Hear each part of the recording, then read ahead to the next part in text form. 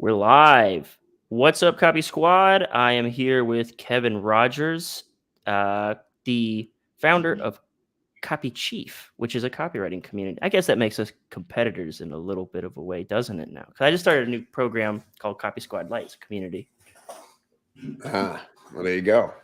Look, I've been ripped off more times than most people have.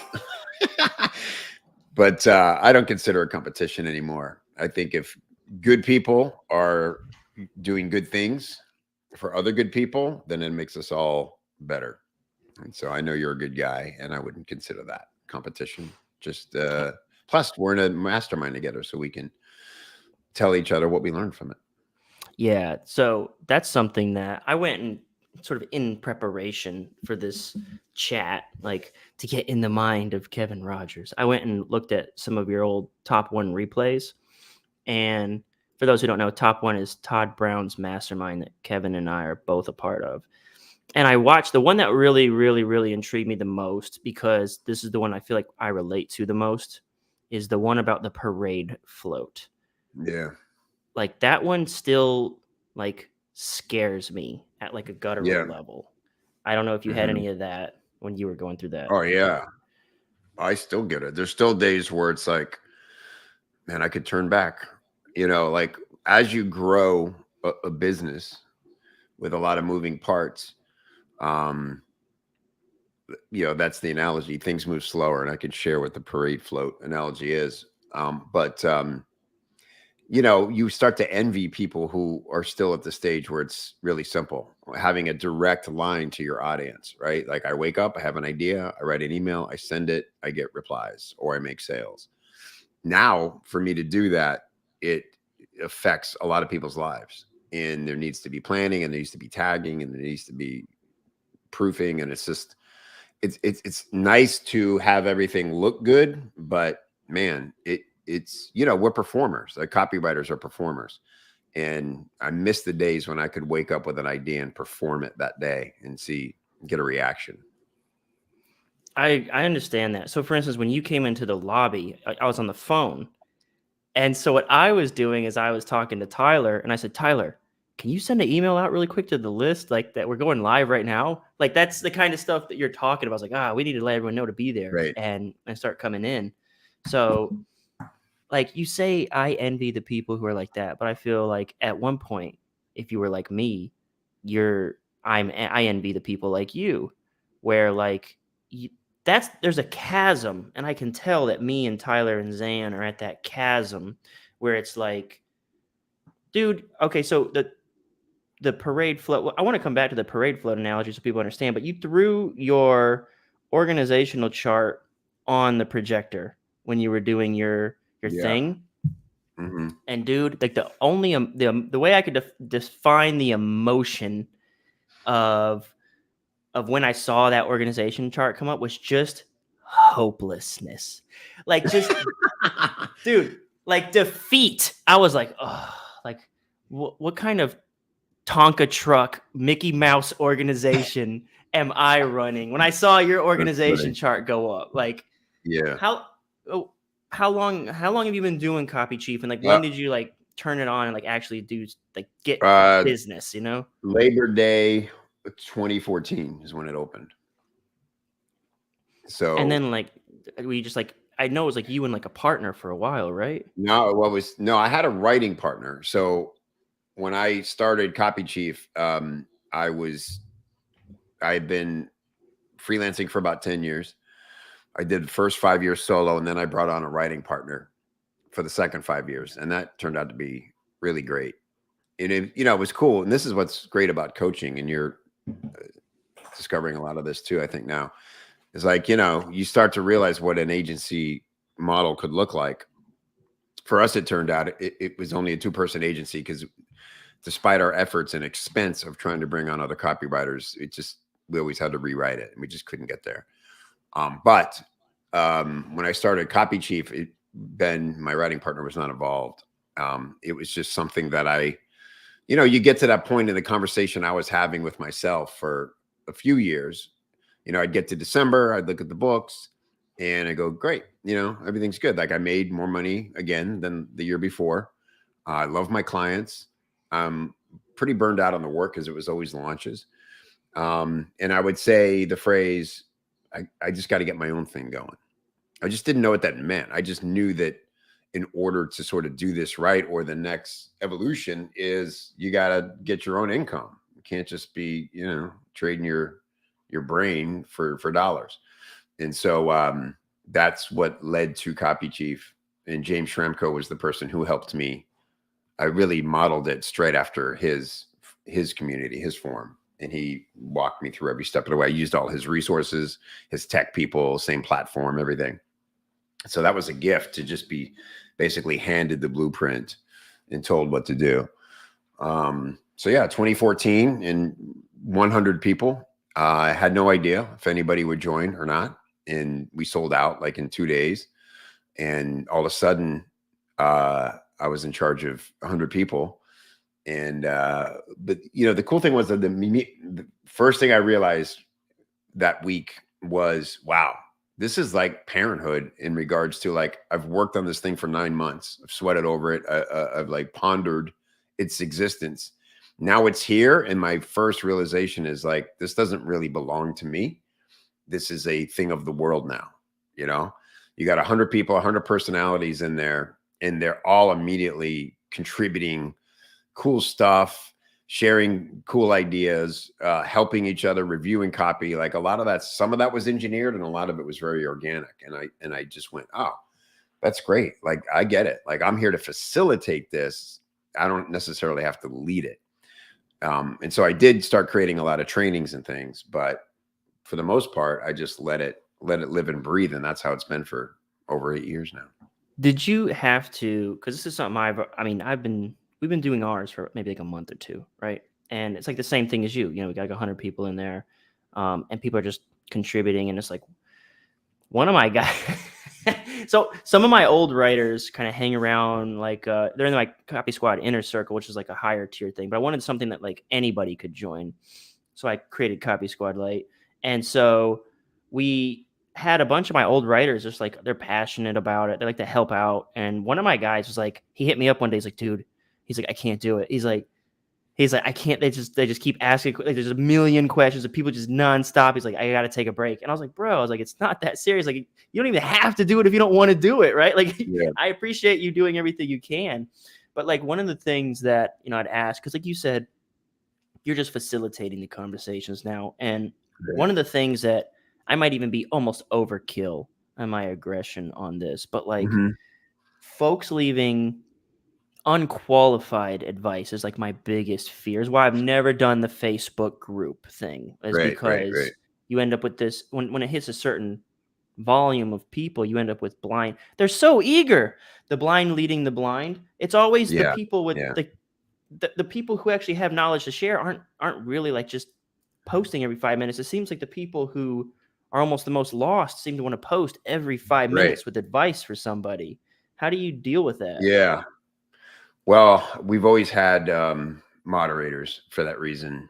And I got to tell you, man, I've kind of been lucky, I guess, because we've just never had any shitty people in there. And it's not that they're all brilliant, but I almost have the opposite problem in my community where I have to encourage people to speak up and weigh in on a copy critique, not as if, hey, I know exactly what you should be doing. But, if you don't have the experience, you have a brain and you're a buyer, you're a consumer. And so would you buy this or not? Like, that's helpful advice and feedback too. Right.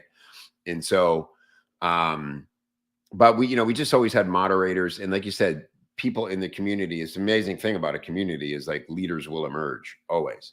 And there's a lot of value in that. But if you have that issue of just the blind leading the blind, and it's true, like the more experienced people will just like, I can't get in the middle of this. Like, this is just exhausting to have to talk about. I will say this. Do you have trainings in there? Are people in there? Is there a common language you're all speaking based on things you teach? Yes. So one of the things, we have a copy review channel, and I would say right now in our space, what is hot is email. Yeah. I was talking to Todd, and he said it's funny how everything kind of comes full circle. Because like for a while, everyone's like email is dead, and then they were like, oh, social media Yeah. or this or that. So now we're back on email. Everybody wants to do email. So Right. most submissions in the copy review channel are email, and most people are critiquing that. So I have a train. I was like, okay, we got to keep this in line. And one of the things Right. that you said, I don't have shitty people in my group, which is, I think a lot of them are well-meaning. They don't realize the Yeah, they damage. are. They are. I Right. I had to write like, dude, I'm telling you, I'm really hardcore about this. And again, I feel like I want them to know it's with love, but I had to basically. This guy was giving advice like, hey, here's a good program for getting clients. Hasn't worked for me yet, but I'm only 3 months in. And I was like, Oh, what man. are you doing? Telling people to do this. And it was like, Yeah. and the way that I softened it, I said, what are you doing, loved one? I was like, I'm trying to say, like, this is tough love. I don't mean, you're not a bad person. You're giving, but the problem is now I have to step in and protect people Right. from you. And I know you Right. mean well. So they're not shitty people. They're not bad, but they just, so Yeah, in I didn't the, mean you did have that, but we've seen a lot of shitty yeah, people in the free groups. That yep. in You're right. Everybody's well-meaning. It's just that's the energy of it, to be honest with you, man. Like, this is why when people ask me, should I start a community? I try to talk them out of it. And if they're so determined, then I say, well, now you probably should. But it is very unbalanced, the amount of energy it takes to run a community compared to the revenue it generates. It's just an Yeah. unbalanced thing. But like And go ahead. yeah. I was going to say, what's interesting is like, as time went on, like, because, the idea is that, okay, I'll start a community, I'll be able to help people, I'll be nurturing them, and then I'll have a built-in audience of buyers for my more advanced programs, right? And while that's true, what I found after the first few years, like for instance, after the first Copy Chief Live, which was 2017, which was probably 75% of our members, everyone after that has been 50-50, half members, half non-members, which is great, but it's also surprising. You would think with hundreds of members that you would sell out an event with just the people who are already in your world. But it's not that way. And so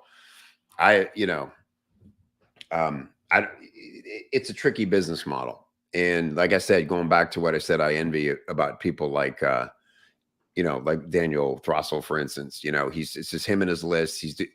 I've told him, I'm like, you got to stop doing your own customer support, man. But he loves it. He loves every bit of it, and he's very connected with his list, and he gets to put on the show every day. That's what he enjoys doing. He's just having a really good time. And that's how it used to feel for me. However, now I feel a lot more security, that organization chart you saw would have scared the hell out of me. I think I said that during the talk. It's like, if you'd have showed me this, and whenever I saw things like this back in the day, I would just go, never, not for me.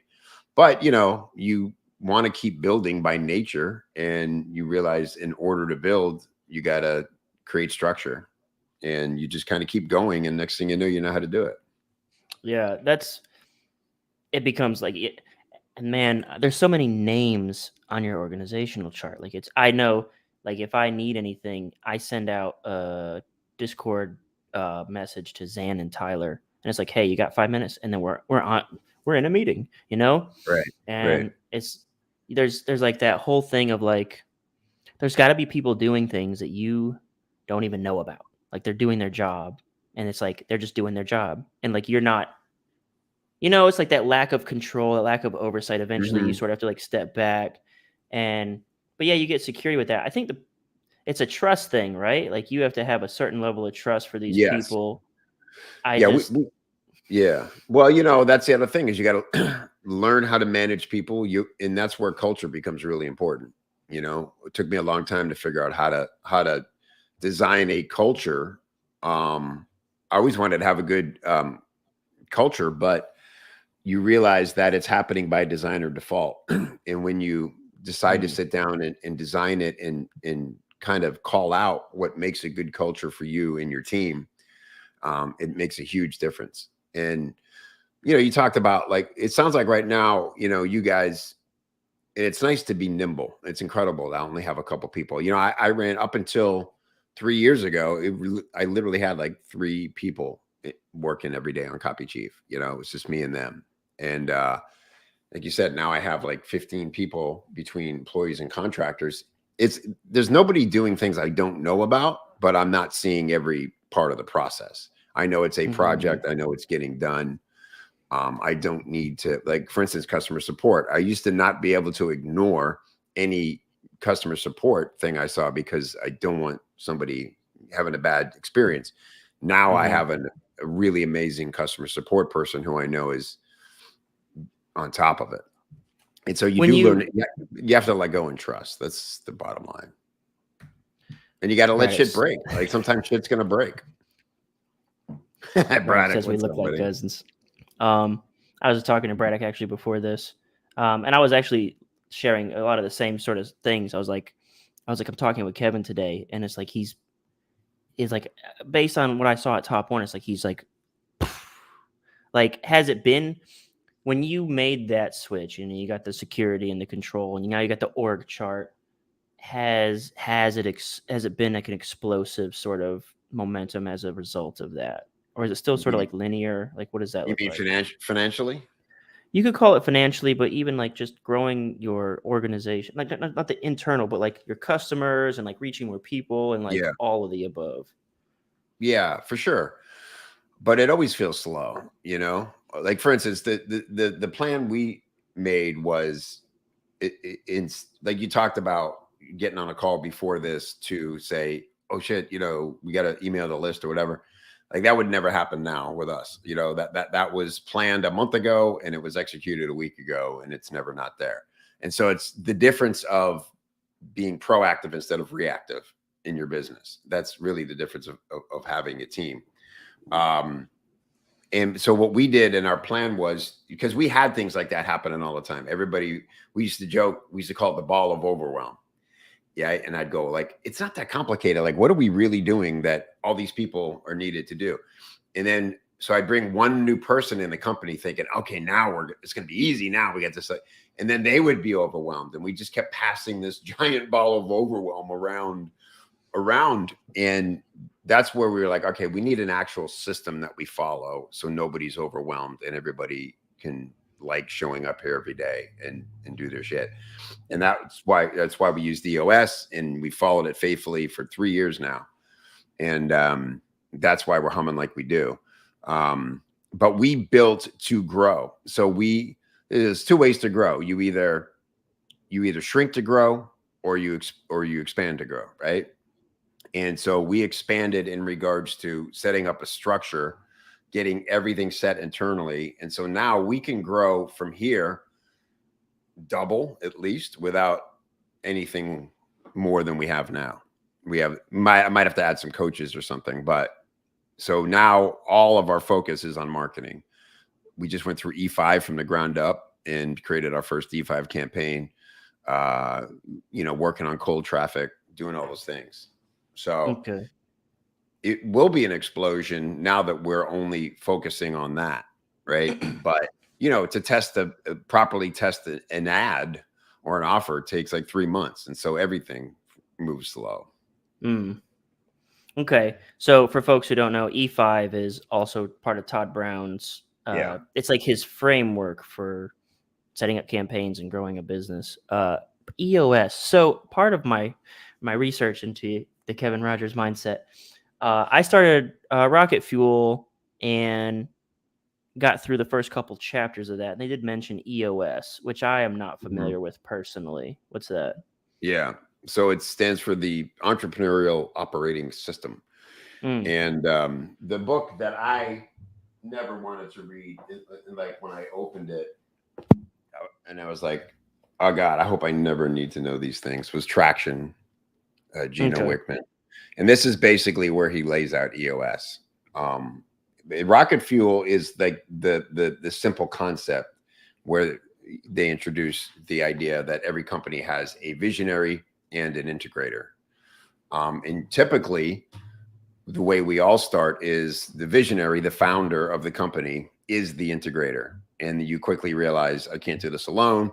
And then you bring on people to help. But the real difference maker is when you bring on somebody just to solely be the person who runs the business. They might sit in other seats at the same time, but they allow you to just go have vision and make your vision real. And that's like Todd and Damien, for instance. Like Damien clearly is the integrator in that scenario. Yeah. So I got a question for you on that. Like I started reading the book and I saw it, and I read Michael Gerber's E-Myth Revisited, and it sort of changed my whole life and philosophy. And what I didn't realize is I understood the different categories of entrepreneur, manager, technician in the E-Myth. And so what he's describing in Rocket Fuel is, instead of entrepreneur, he calls it visionary. And instead of manager, he calls it integrator. And the technician is just the doer of deeds, the employee. Yeah. Like in the first early examples, he says these three guys, these three partners had to choose who's the visionary, who's the integrator. And then the last guy just became a sales manager, which is just a technician, a doer of deeds. And so like, I wonder about, and I saw, like, I was on a call last night with my guys, and I could see like the visionary, like coming, like the attributes. So there was one thing I called out on the call. I didn't like something about our sales page, and I was like, "Hey man, I don't something fix this." So he pulls up ClickFunnels, and we're still sharing screen and talking, and I'm watching him do his thing, and he takes this slider. There's a margin gap between these two sections of copy, and he takes the slider and he starts sliding it, and he's closing the gap, and he's closing the gap, and it's just perfect. And then in that moment, from the time that he started sliding and closing that marginal gap, my like fury in my belly, like, just fucking do it. Like when I was watching like this like, he's like, just a little more. I'm like, just close the gap. Like, and I was like, That's hilarious. But that was the thing. It's like, those are the two tendencies of like the guy who's just like, give me the big picture, like just make it happen. What are we doing? Like, do I have to really watch you drag this slider for 8 seconds? That's a great analogy, man. That's exactly what it is. Yeah. The question I have for you then, and this is something I was kind of thinking about with mine, is, did you read Good to Great, Jim Collins' book? Probably I started it. I start a lot of books. One of the phrases in there is like the idea of the genius with 1,000 helpers. And they talk about that in Rocket Fuel too. They reference that. And it's like, that's what I'm concerned about, is how much of a leadership, because the Rocket Fuel book says that there are 2 types of leaders in a business, not just 2 types of people, 2 leaders. There's the visionary and the integrator. And that's what I'm scared of in my integrator role, is that I'm still sort of dominating with that sort of genius with 1,000 helpers sort of relationship, where I'm still telling the integrator, do this, instead of the integrator sort of leading in that capacity. You know what I mean? Exactly. Yeah, 100%. Get it. I was there too. And again, it's one of these things, man. Like, nobody wants to go through the process of making things better because it sucks. It's work. It's like more work to have to finally do less work, and it's nobody wants that. But nobody wants to do anything that's painful enough to have an amazing result. Like, but sometimes we just accept that that's the way. The problem with a scenario like this with Rocket Fuel and that concept is, what if it turns out not to be true? That was my fear. I'm like, what if I go through all this and it fails? Shit, that's going to be expensive. That's going to be years. And one of the things that scared me most in Rocket Fuel is when they finally describe these 2 roles and how important they are. And then they're like, look, you'll probably go through 2 or 3 integrators before. And I'm like, what? No way. I got to find this magic bean the first time, Yeah, the first example was the dude had 2 integrators. He spent 4 years with one, and then 4 years with another, and then finally the third one starts. That's 8 years, dude. Exactly. It's just like very unattractive, man. The opposite of what we try to make sexy, right? And is copywriters. And I'll tell you this: after 3 years with having an unbelievable integrator, I'm not scared anymore.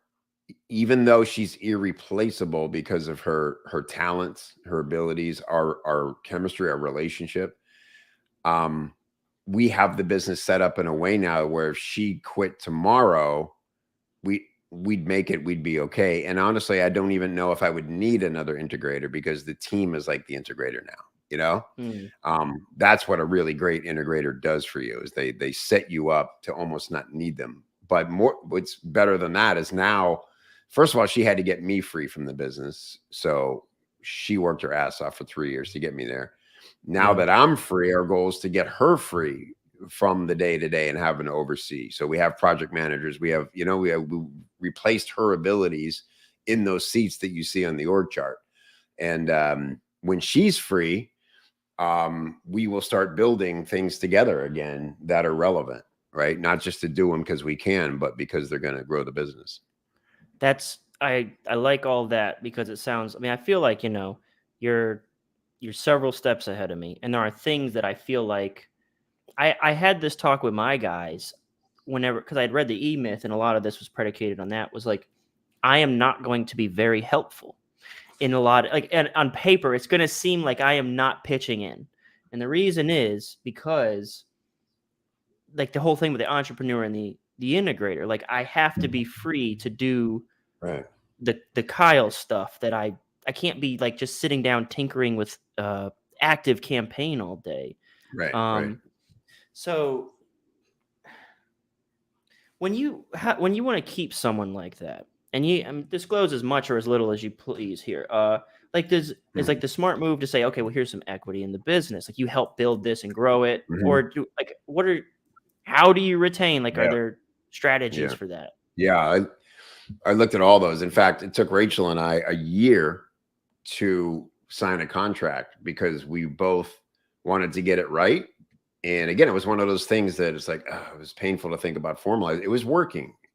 And everybody knows how true it is that a contract is only as good as the people signing them. But we needed a plan. I needed to make her know that it was worth it.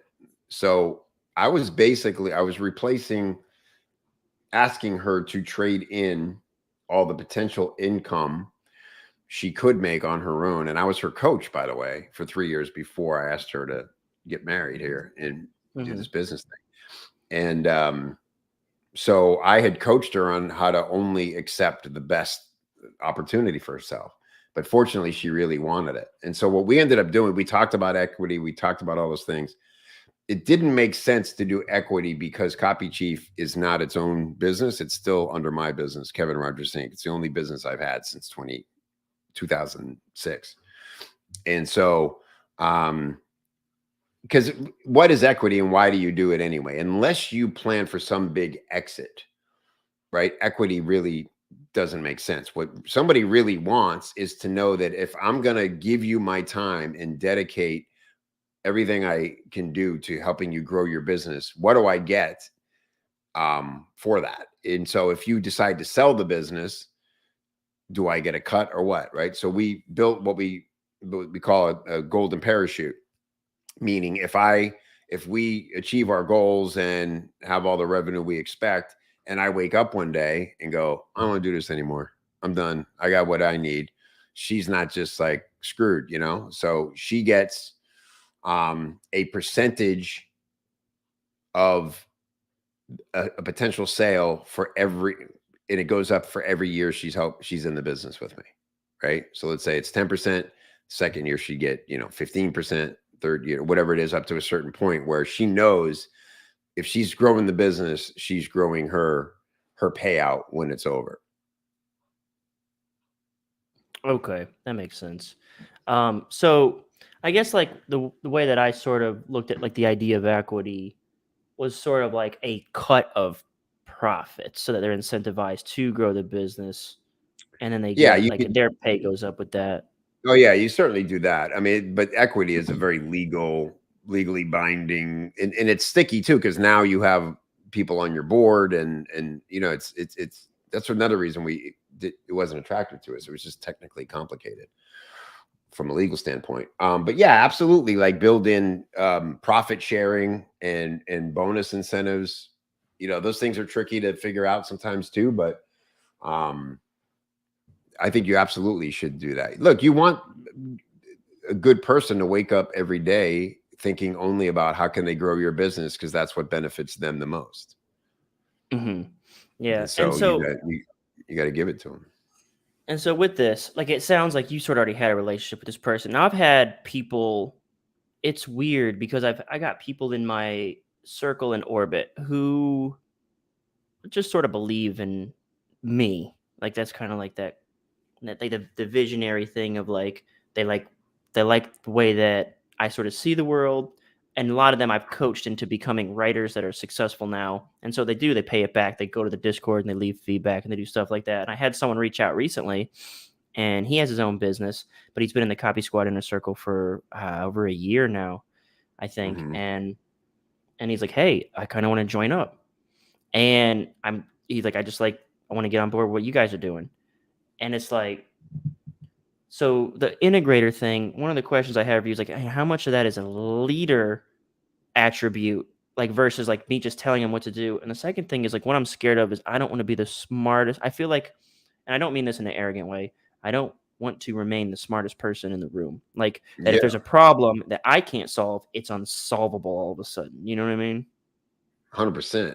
Especially when it comes to the marketing and the growth, which is interestingly where we're supposed to be the smartest person, right? But so yeah, you always want to hire people who are better, way better than you. I think that's the thing is I would recommend to you just take an org chart template and say, okay, what would the seats be that are in the company I have now functioning? Because somebody's doing these jobs now.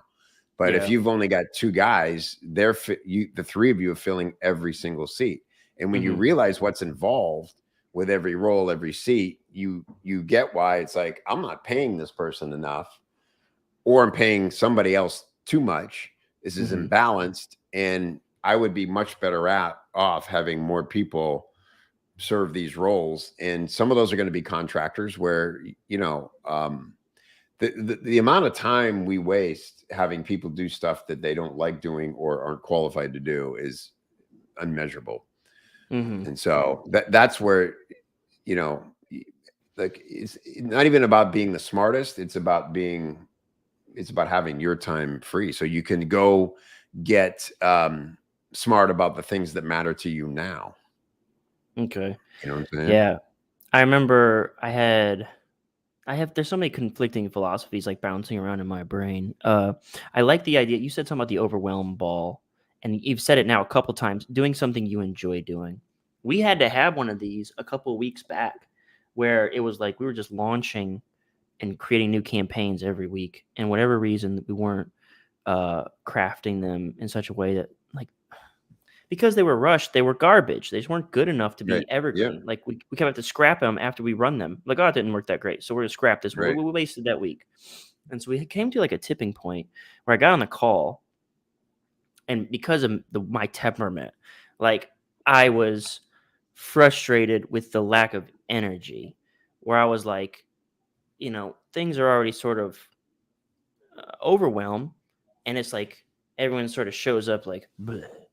And so for me, I'm like, I need that fire. Where the hell is the fire? And so we had to have like a big powwow. Like the fire's pissed off at you. Like we're just like fucking frustrated and overwhelmed. Yeah. And it was like, so we had to like do this thing. That's where the Copy Squad Light thing came from. Was we're like, well, how can we take all the stuff that we're doing and instead of cranking out all this effort every week, set something up where we have at least a floor of revenue that we can depend on every month, and then everything else can be like Gucci. You know what I mean? So that resonates. It hits home with the overwhelm and like people enjoying what they do. Like that's a fear of mine to put them in that position. Well, I'll tell you what, and you know, again, there's a lot of parallels here. It's exactly what I did. I just kept, and again, I'm going to go back. I'm going to tell you, man, I keep developing this theory. about performers. We are performers. Mhm. We got here and we got good because we were able to impress upon people that we were worth helping and teaching, right? And perform to the degree that we believed it ourselves. And so, but performers always result to more performance as the way to grow and get better. And what sounds like you're starting to do, what I did for a long time, was just do more and more and more and more. I'll just put on more shows. I'll just show up more often. I'll just tell better jokes. And you realize that nobody wants that.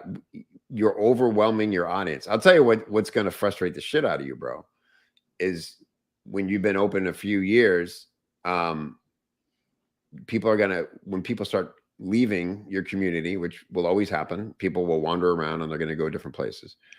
They're always, hopefully you'll hear what I always hear, but it's frustrating as hell. It's not you, it's me. And I just feel guilty because I'm not taking advantage of all the amazing stuff you're putting out. And you're like, you fucking kidding? So basically all my dancing around and all my great performances are only making you feel like you're not getting your money's worth. Whereas if I was giving you less to do and just providing you what you actually want, which is opportunity and confidence and clarity, then we'd both be better off. And it took me 5 or 6 years of repeating that pattern. Even when I had recognized it, I kept doing it.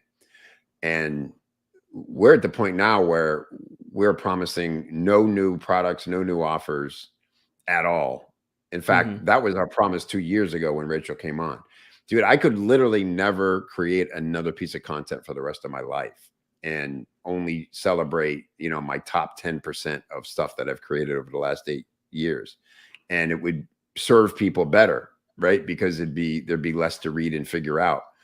I'm not going to do that because I'm a performer. So now we have to figure out how to channel my energy and my ideas in a way that only enhances what we've already built and not distracts with new things.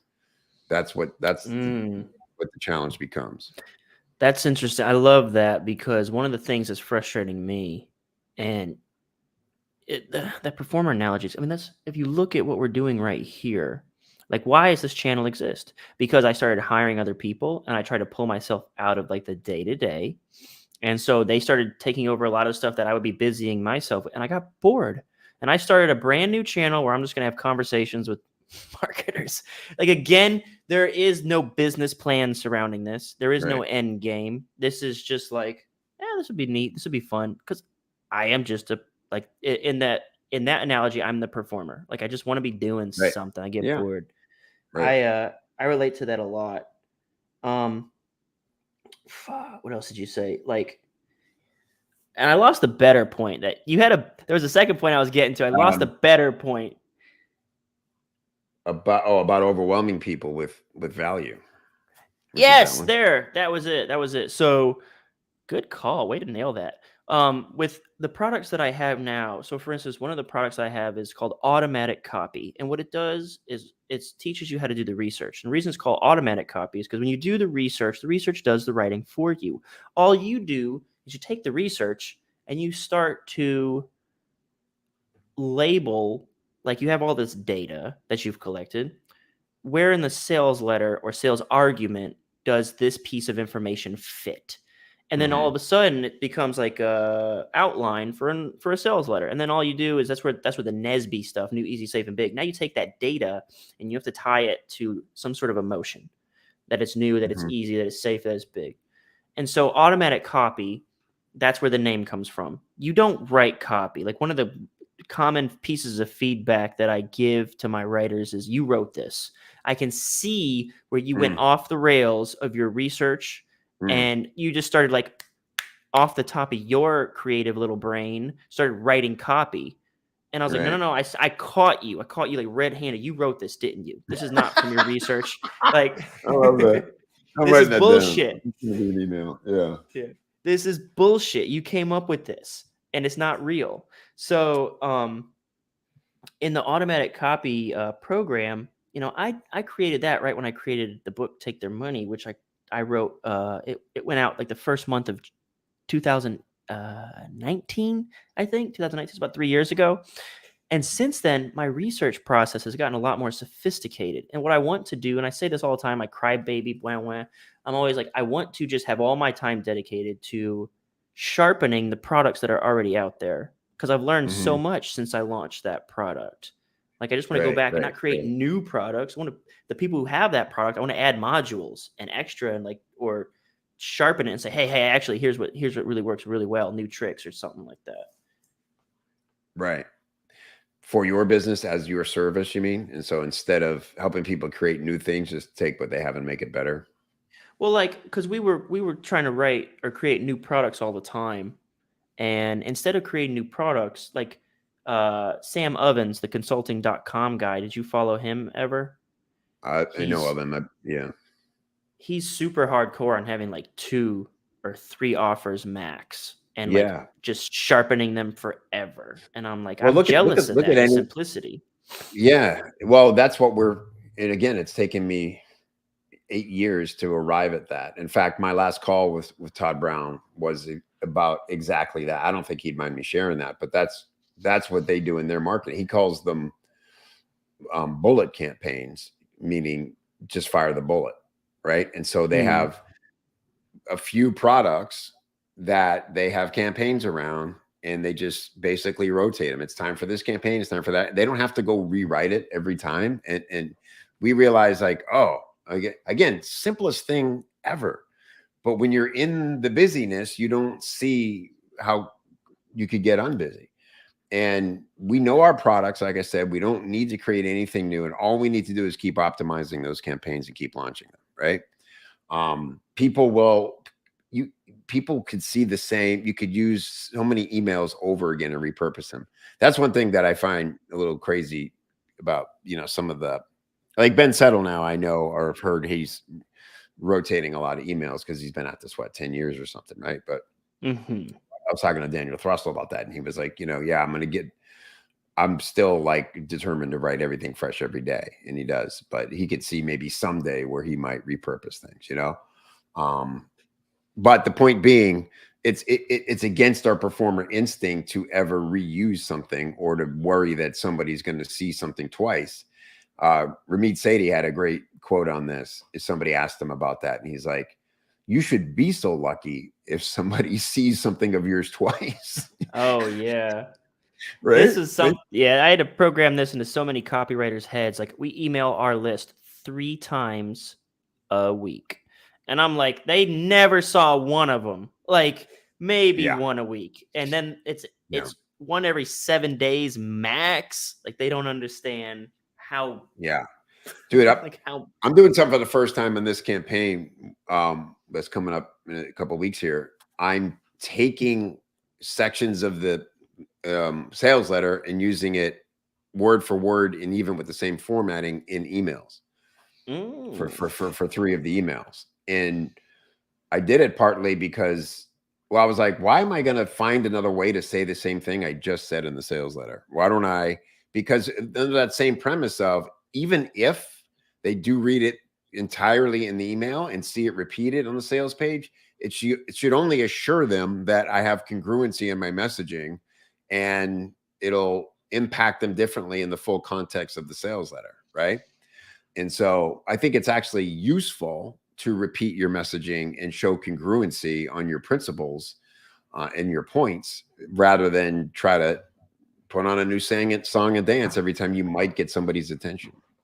I have like 8 points to make on that. The first one being, so when I teach emails, I use what we call a single thread email, which follows disrupt, intrigue, click, which is like, hey, I have like, the rules are very simple. Like, and you asked me this way early. Do we have a training? So like, for the copy review channel, I created one training. Like, here's how, as a copy chief, I evaluate emails. So before you start giving advice, this is the way that you evaluate these things. So you get the subject line. The first question is, does the first line betray the subject line? Which a lot of people do. They pivot. When they get the subject line, they say something radically different from the they got you, and then they go, something different. Yeah. No, it's got to be an agreement. The congruence is one of the most overlooked aspects of the email game. It's like, they'll write some wild shit, and then they'll get to the sales page like, what is this even? This isn't what I clicked. Like, Yeah. So there's that, and then the second line, does the second line expand on the idea of the first line? And the reason I ask that question is, did you pivot, which is the same crime of having a subject line that betrays the opening line. So like, don't pivot, expand on that idea. And the next 3 to 4 lines should be simply teasing that, letting that concept breathe, teasing it out. And that's how you build intrigue, not introducing a new concept. A lot of people make that mistake. They have like 5 things trying to get you. One of these is going to hook your attention. No, pick one thing. Have faith in this, because you're going to try a bunch of different angles. Have faith in this one thing. Right. So here's the other 2 points that I wanted to make, which is, okay, I want to caution people that hear this. I'm taking parts of the sales letter. One, you have to still maintain the single thread. I'm assuming when you take pieces of your sales letter and put it in an email, it isn't a gazillion threads. It's like that one idea from the sales letter. 100%. Right? Yeah. Okay. Yeah. For instance, like another thing we're doing with this is we're doing our first actual pre-launch. So my friend Brenna McGowan, who's brilliant at pre-launches, come in and design it for us. And that's really actually what led to it. Is she said, okay, email 1 is your why. And I'm like, okay, I just wrote that in the sales letter. So I took it. And the second one was how your product's different, how it solves the problem differently. Just wrote that in the sales letter. You know what I mean? So it was like, why recreate it and say it a different way and make people think more? But you're 100% right. It has to be that. I love everything you said about it paying off. Dude, I just wrote an email that the subject line got a lot of attention. And it was about, and it's actually one I repurposed from the past, about, originally the subject line was, are you unemployable? And I talked about how a true freelancer is proudly unemployable. That's why we're here, right? And talked about my old odd jobs and transition from stand-up and all this. So I wanted to repurpose it. And so the new, but I now wanted to focus more on when I was bartending. And so the subject line is, hey, $20 is $20. Right. Based on, that hilarious t-shirt, like, I'm not gay, but $20 is $20. Right. And then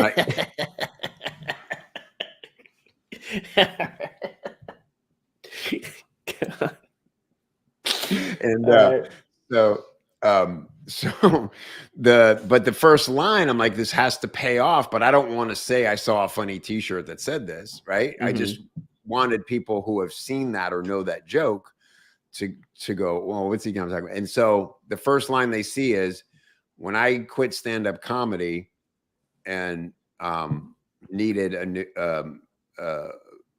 go legit, I was stuck. And so it almost like I'm taking them back into the story, but it could almost be like, oh my God, is he going to tell me like he did something at a truck stop that, but, and so where is this going? Yeah, exactly. And so it helped, but you're right. But that only worked because I was dedicated to what you just said. Is like, I'm not getting off point, or I'm not like, hey, got you to look, and I'm going to start somewhere off in the clouds, I call that dropping dynamite at their feet, because like, I see this, the way it always seems to come is fire is usually involved. Like, someone's burning something. Like, I see this in YouTube. I've seen it at Agora. They're like, I'm just burning this thing. And they're like, I'm burning $100. And it's like, this is what you're doing with your money. And it's like, but you can stop whenever, new subject entirely. And it's the same, it's the same philosophy. What, Jesus Christ. It's the same philosophy as if you basically just put a chick in a bikini and then said, by the way, I want to sell you financial advice. It's this, just, I got your attention. It's dropping dynamite. And so the way that I talk about attention is, it needs to be something that actually, you don't want your attention to be like this kind of attention. Like, say if it was dynamite, I go, whoa, I want it to be this kind of attention. Like, you did what at a truck stop? Like, wait, what's happening over here? Like, I don't want you to be like, because there's the sledgehammer analogy from Seven. And I used it, and I've used it a bunch, where like, you have to smash him across the face. You can't just tap him on the shoulder. You got to smash him across the face with a sledgehammer. That's from that movie Seven. And that's a line that we use in marketing quite often. You really got to get their attention, but it doesn't mean Like you need to smash them in the face with like, you know, a sledgehammer with that they really interested in buying or something. Like, hey, look how sturdy this sledgehammer is. You could use it to break down all sorts of stuff. So Right.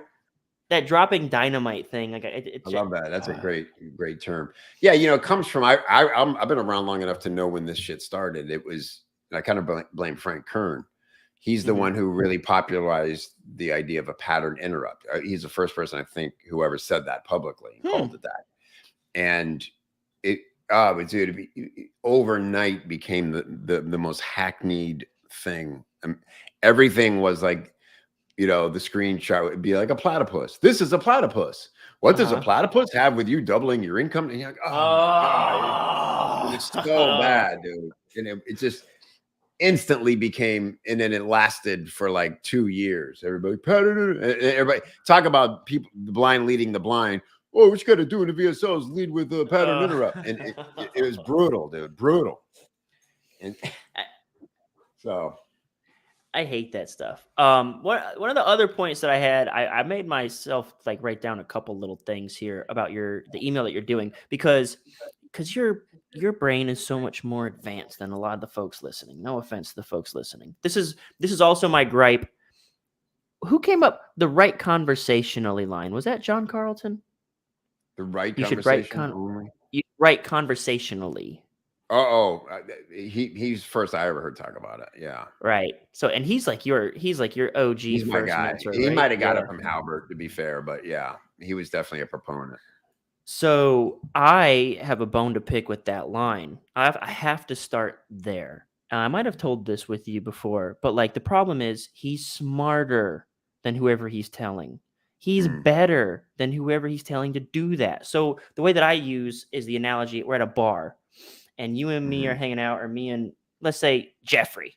Me and Jeffrey are hanging out. Jeffrey is an avid RuneScape and World of Warcraft enthusiast. He has a vast collection of Pokemon cards. And there's a hot chick on the other side of the bar. And Jeffrey says, ooh, I want to go talk to that girl. And I'm like, yeah, man, you should. And he's like, what do I say? And I say, just be yourself. That's like the worst advice I could give this kid because his self sucks at talking to girls because he doesn't have that skill. So when I hear the right conversationally, and it's like, that's not fair because you have all of this knowledge baked into your conversation skills that you know. And that's where I come up with the Nesby. So where the answer to that is, well, what's in the conversation has to be what the reader wants to talk about. Can't be that Pokemon, World of Warcraft, RuneScape stuff. Now, to be fair, I want to defend us since we're crediting this to John. I know what he meant by that was the style. Meaning, I never want to see a semicolon in a sentence in sales copy. He's talking about why does he use ellipses the way he does? Because he wants it to read and feel and flow like the rhythm of a conversation, right? And so obviously he would agree 100% that it has to be on point, but at least in how he ever talked about that was in the style, not in the substance. Yeah. But yeah, so like the thing is, it's like one of those things, once it gets out there in the world, it's no longer his anymore. So it's like whatever the guy in the Facebook group says it is, and he's telling everyone, well, this is like, like, how do I write an email? Well, write like you're talking to a dude at the bar. And it's like, what? Like, that's part of it, the stylistic component. But they truth is, and a lot of writers are so introverted, they probably aren't good at talking to people at bars. And so interesting. We talked about my writing partner, Ben. He was that way. He was an interesting guy and an interested guy, but he was not a great conversationalist. It just wasn't his strong suit. In fact, one of the reasons we partnered is because I was like, this guy, I don't think he's going to do well as a freelancer. He just doesn't have the soft skills to close deals and things. But he could write it like nobody's business because it was like a fantasy. It was almost fiction for him. In his mind, he's like, if I had full confidence and didn't have social anxiety, this is the kind of conversation I would have. And so you'd never know he was sort of socially awkward in real life. So that's why we call ourselves writers. We're creating a world that may not exist and certainly not as accurately as it really does. So I don't know. I like what you're saying in regards to make sure you're on point, but I do Mhm. think a true writer probably gets that about themselves and can maybe use it as an advantage because they can't live it as much as they'd like to. I guess so. I think the point I'm trying to make there is like, and what was the before I jump to that line about write conversationally, there was something you said that made me go to write conversationally. Can you remember Mm. what that was? No, you said you took notes. I jump around a lot. That's why I have to create these notes because I jump around so much I lose Yeah. myself. But one of the other things I was going to say is when it comes to these types of emails, we said, have one topic, stick to it, tease it Yeah. out. The other thing is when you have one topic, don't summarize the promo itself. So again, when you're pulling out sections of the promo, you're pulling out the why. And in this email, we're going to talk about the why. And we're not going to go into the how, and we're not going to Right. go into the when. We're talking about the why in this email. And so Right. I think when I teach email, when I teach anything, what I try to do is a lot of it is sort of telling people what not to do, like, because they sabotage. They try to do all this Mm. extra, and they try to, and then they end up Yeah. complicating the matter, and they summarize the whole promo in one Yes. 250-word email. Right. And how can any of it have any meaning or teeth? Right. Because it's like a product description. Yeah. And that's what, again, E5, Todd's thing did so well. Like it forces you to think through every aspect of what you're offering. And then it forces you to talk about it as if it doesn't exist yet. So so Paul Muscetta took us through this, and he basically is like, okay, now for this section, you're sitting at a bar with a guy who has the problem that you can solve, but you have to describe to him the steps in solving it because without ever mentioning your product because it doesn't exist. So your business closed, whatever. He can't buy what you're selling, but you know how he can solve the problem and what the steps are. And so you got nothing to offer him except advice and knowledge about what he needs to go do. And the reason you do that is because it gets you out of what you just described, because it's all of our instinct to go, and let me end the suspense. I got something for you, because my it's like God, we're excited about it. But it's the death knell at the wrong time, which is exactly what you're saying. So yeah, there's I call it like insecurity is what I call it, because I see there's a couple cats inside of our group where I'm critiquing their emails where, like, I had the same feedback as one of my other writers where he had this email and me and the other guy at the same time were like, why you had me, and then almost like he just couldn't take it anymore, he had to tell me what it was. And I was like, trembling. all you had to do at that point was say, click here now. Why? And I think it comes from a place of insecurity, because when he responded to our comments, he said, I thought with all these claims and stuff, I needed to have some sort of credibility or proof. And I was like, no, you had me skeptical and intrigued. And I would want to, you want me to feel, who does this mofo think he is? I'm going to find out if this guy's full of shit. I'm going to click here right now and prove that I'm right and he's wrong. It's like you just broke all the tension. And I think it comes from a place of, honestly, it's like you said, we're pre-programmed. It's insecurity. We don't feel confident that teasing and those claims were worthy to get the click. Like we had to prove it, Yeah, that's brilliant. That's a great point. It's exactly what it is, insecurity. And again, I think it goes back to being a performer, like think of Dave Chappelle. To me, one of the things that makes him so brilliant is he's so unafraid of suspense. He will leave you hanging on a word. And you're like, did he forget what he's going to say? Or, his cadence is unpredictable. Because he's so confident in the ultimate punchline. And granted, and he'll say this is very crafted and practiced over time, but most comedians are so desperate to program you to laugh that they fall into a very specific cadence. Yeah. And watching a bad comic do well with a crowd makes me hate everyone in the crowd, because they're just sitting there like little trained monkeys going, voice inflection, laugh, they're not really laughing or feeling anything. They're just being manipulated like a shitty movie or something, you know? A great comic is like, you can't escape the moment because you don't know what the hell they're going to do next or say, you know, so that unpredictability. Yeah, I love that. What you said, that's a huge point. I want everybody to hear is like, you want people skeptical. Like, it kind of goes like, it reminds me of the 48 Laws of Power. Like, most of the stuff in there is counterintuitive, and go like, that's not really how people are they? Like, yeah, they fucking are. And if you understand what motivates us, you want them a little angry. You want them a little, I don't anger people, but I do want to prod them into calling me out or making me prove that I can back up what I'm saying. So that's the perfect way to, like, that's the weird thing that is very difficult for me to explain, which is I want to, like that what you said, I want to prod you. So for instance, I have undergone like a wardrobe shift, and I started like wearing the flowery loud shirts, and I unbuttoned them too far. One, like, legitimately, the difference between someone calling me out and not is this button. And if I undo this one, all hell breaks loose.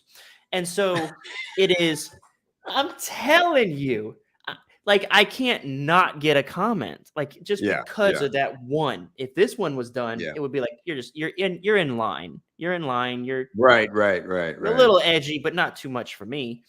So it's it's, but I do it almost on purpose. So here's, I sort of recognize this from copy, that the thing that I call it is trigger BS. I did this in Todd's on my presentation at the last top one, is trigger BS. I want to arouse their skepticism and scrutiny, but without being, I'm not being offensive. And people can't discern that boundary where, like you said, you're prodding them, you're poking, but you're not offending, you're not angering.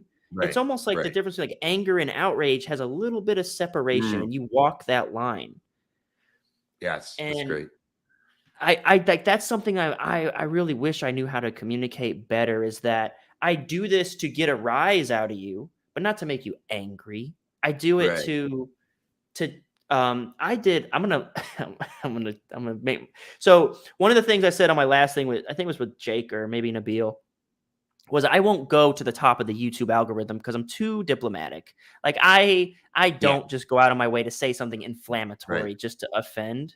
So I don't think I'll ever win the YouTube game. None of my clips will ever go viral for, oh my God, did he say that? However, I did adopt the use of the B word heavily like a week or two ago, just almost like a social experiment, where I just started saying the word bitch a lot. And I actually never directed at dudes because I feel like that's fighting words. Like, I don't ever call a guy the B word, but I'll say, like, just, I'll use it in sort of like a cloudy sense. Like, I won't call anyone the B word. I'll just say, like, bitches, you know, like, so-and-so, I only got one scoop of ice cream and I should have gotten two, and I'd be like, bitches.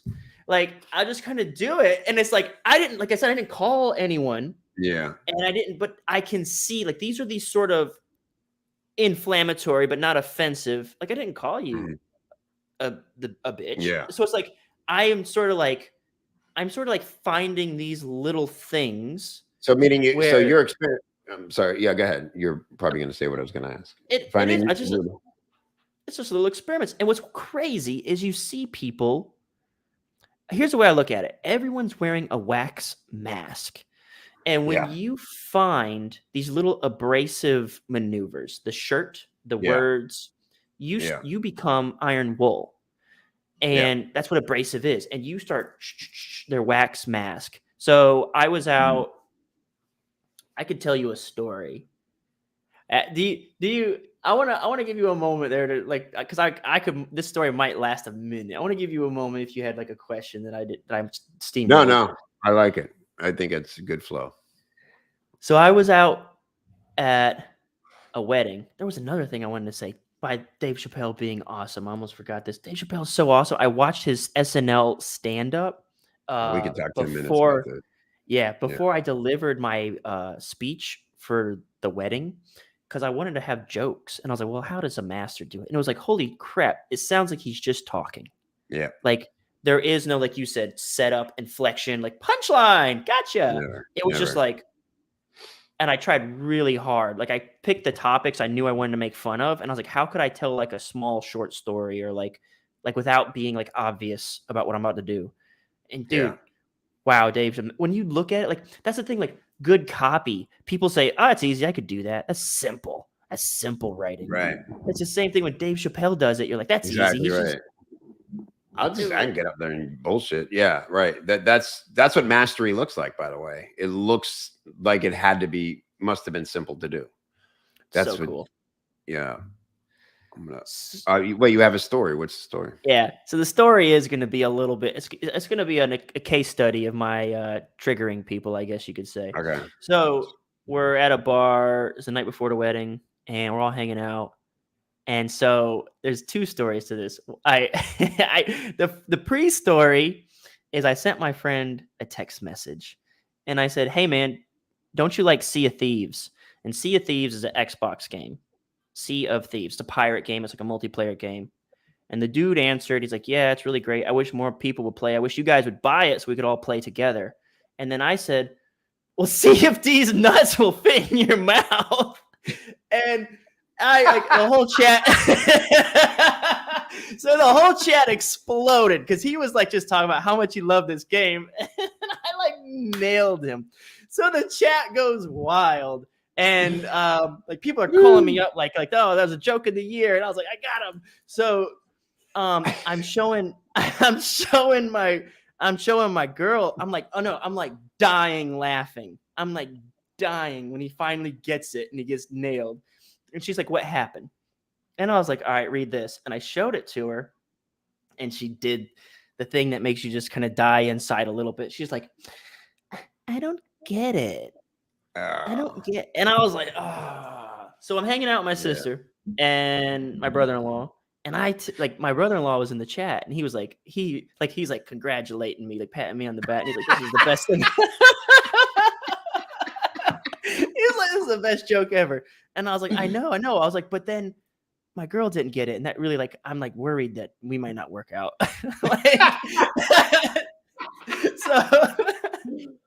So then my sister was like, no, it's okay. I didn't know about this stuff. I didn't know about any of the video games. I didn't know about those guys' jokes. I didn't know about that stuff, like till Tyler taught me. So that's the pre-story, right? Okay. So I'm relaying this story, just like I told you, to my friend. And then at the end of the story, I said something along the lines of, okay, well, there still might be hope for me and my girl because I can teach her. And my friend's like something, maybe I said either like teach her to have a sense of humor. And he said, what do you mean? Or I said, teach her how to have a sense of humor. And in that moment, there was one of those moments where he was like, he said, I don't like that. And I was like, you don't like what? And he was like, I just don't like the way. And it was like, I could tell there was this sort of pre-programmed, oh, that's misogynist, like teach a girl how to have a sense of humor. And I was like, well, first, I've told this story like 10 different, I even told the girl this story. I was like, what part of the story are you offended? And so this is the abrasive comment that I made. I can teach her how to be funny. I can teach her how to have a sense of humor.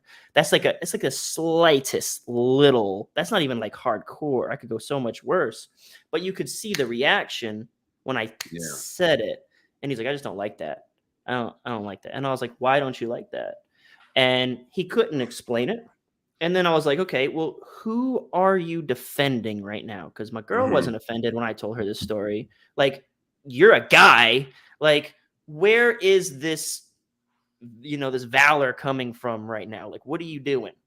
And so I think it's interesting because I didn't do anything really offensive.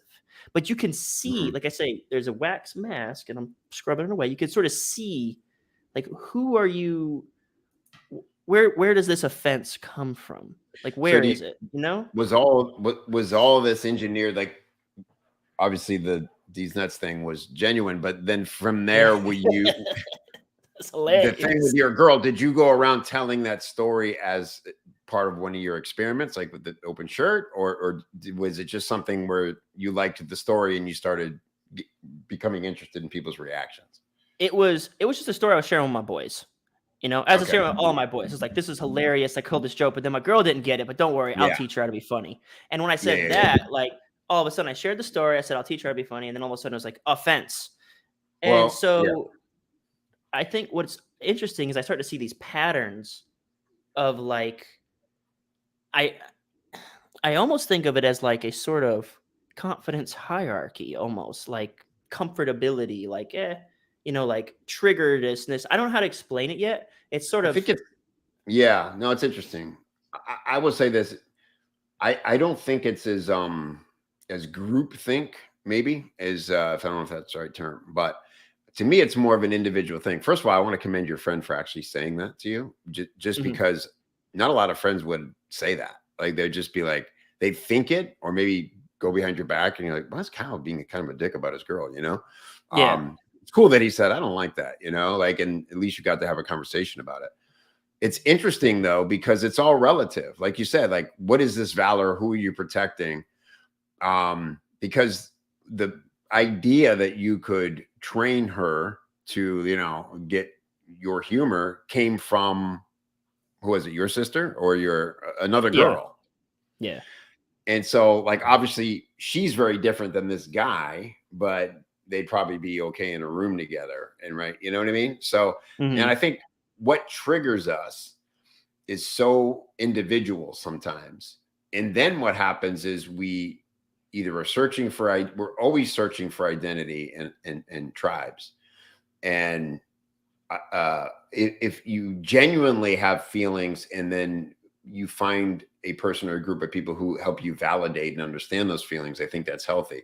I think what's happening in society today is that people are either not feeling any of that or too impatient to wait for it to manifest organically. And they're searching for tribes with an existing dogma that they want to just adopt, and they don't even know why the fuck they feel or pretend to feel the way they feel. So I would almost argue it's sort of the latter. Like I felt like and the reason I would say that, I think this is also important.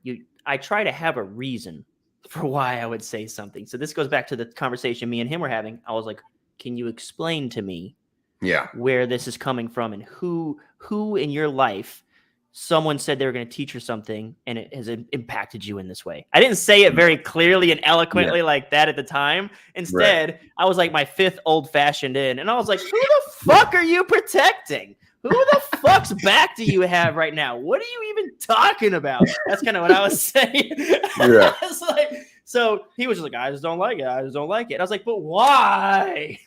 So Right. I was like, can you explain it to me? Like, where does this sort of righteousness come from? And I feel like, that's where I feel like that's why I would say it's the second thing that you said, because he's like, I don't know, I'm just supposed to feel offense is how it came off to me, because Wow. he could not go any further when I said, but why? Right. You know what I mean? 100%. Yeah. That's dude, I feel like I have a relevant. I was thinking of you this morning. You want to kind of switch topics just a little bit? Of course. That's what this whole thing's about, right? I don't even know how this relates, but somewhere in my head it's relating. This is a John Benson email. And what does a cat pissing on the floor have to do with your email marketing? Everything.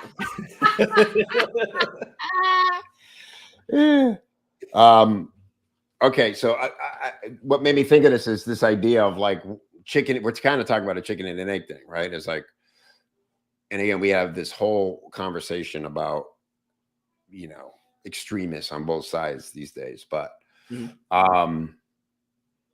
this is my favorite book of the year, and it's coming in late in the year. It's called "This Is What It Sounds Like: What the Music You Love Says About You." Fascinating topic. Are you a music fan? Oh yeah. Okay. So Susan Rogers, she is a neuroscientist and also a music producer and sound engineer, and she was the head sound engineer on Purple Rain. And that was her first big break. Prince gave her like her big break in the industry. Fascinating story. And so anyway, this book talks about why different sounds in music appeals to different people, and how can you love like EDM and I think it just grates on me, and I love Led Zeppelin and you're like, bro, like come into the new world, like get over it, you know?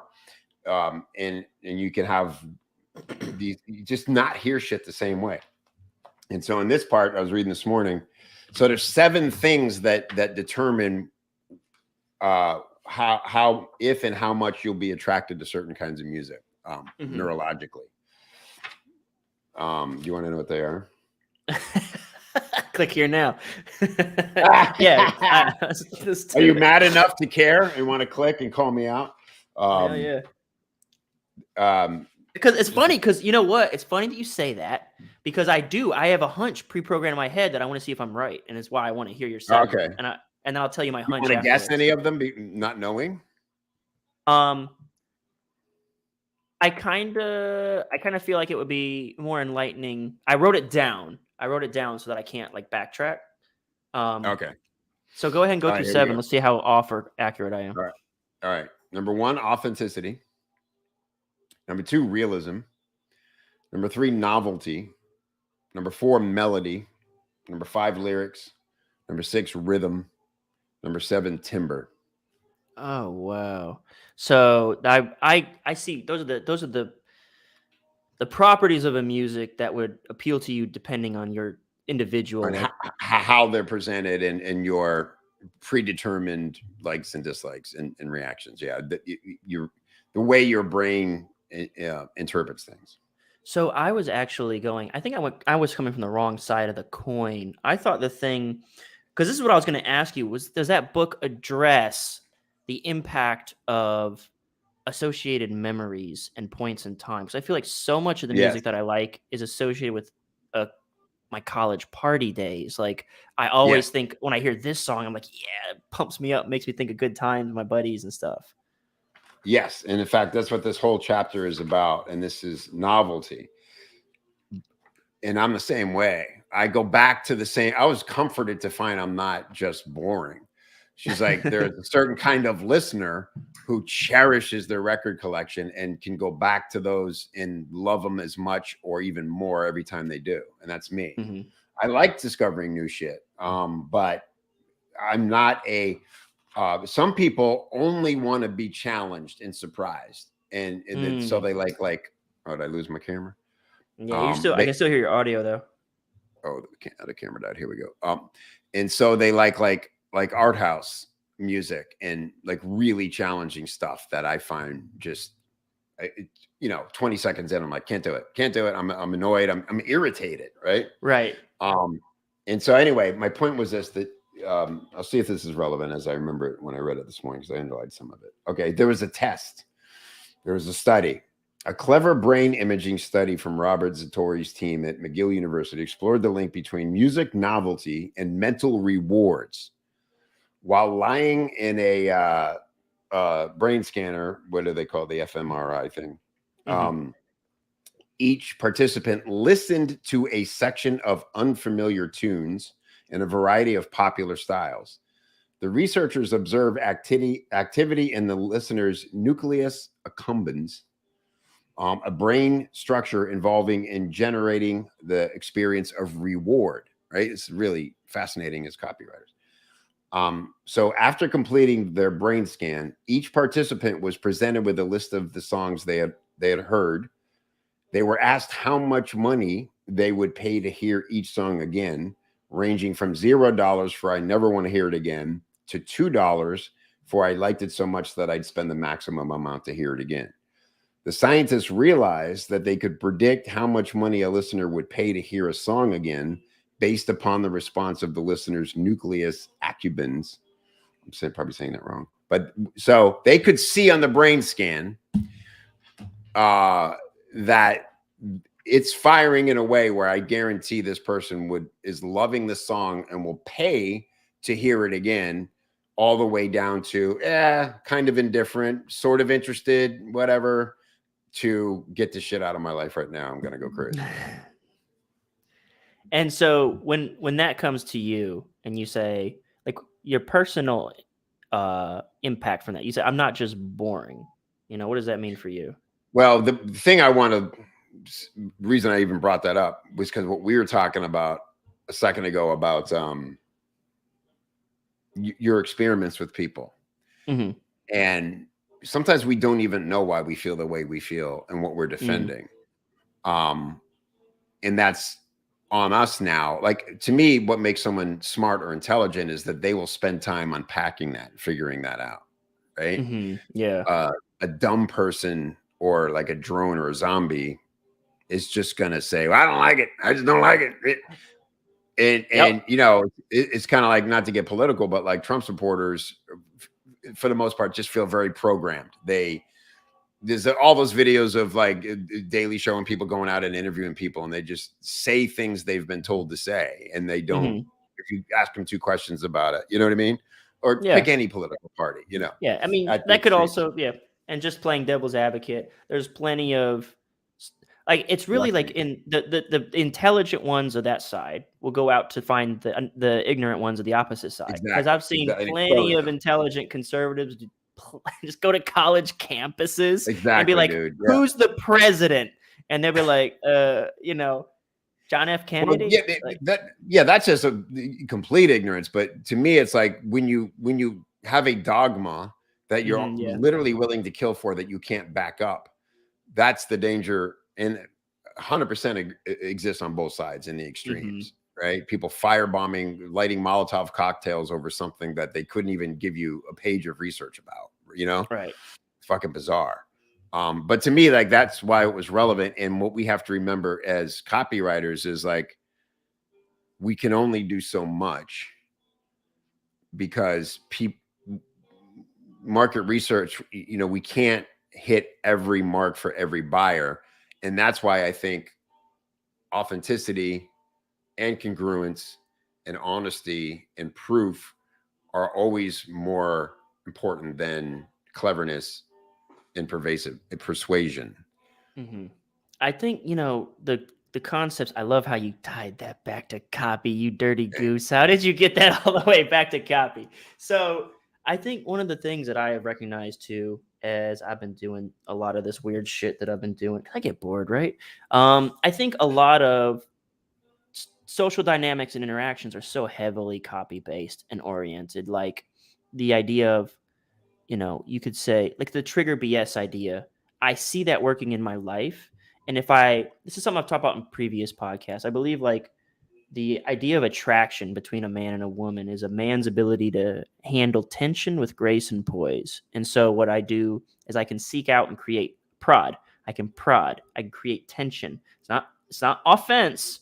You decide if you're offended, right? Like that dude took what I said, an innocuous statement, not about him or anyone he knows, and decided to become offended. That's what I'm talking about. The iron wool, like scrubbing away the wax mask. Like there's you got something else going on, right? Like, so you see like behind that stoic curtain that people put on, you see like their weird sort of very reactive nature. It's very easy. That's what I'm trying to get across. You can see just how soft the underbelly is. Like I didn't even poke him directly or his friends or family, and yet he's up. And so, and I don't mean to say any of this to throw anybody under the bus. I'm just saying it's like as a human nature, I'm noticing these things that I have this control over people to do this very least. I don't have to do very much at all. But I have noticed that when it comes to these social dynamics, the script of copy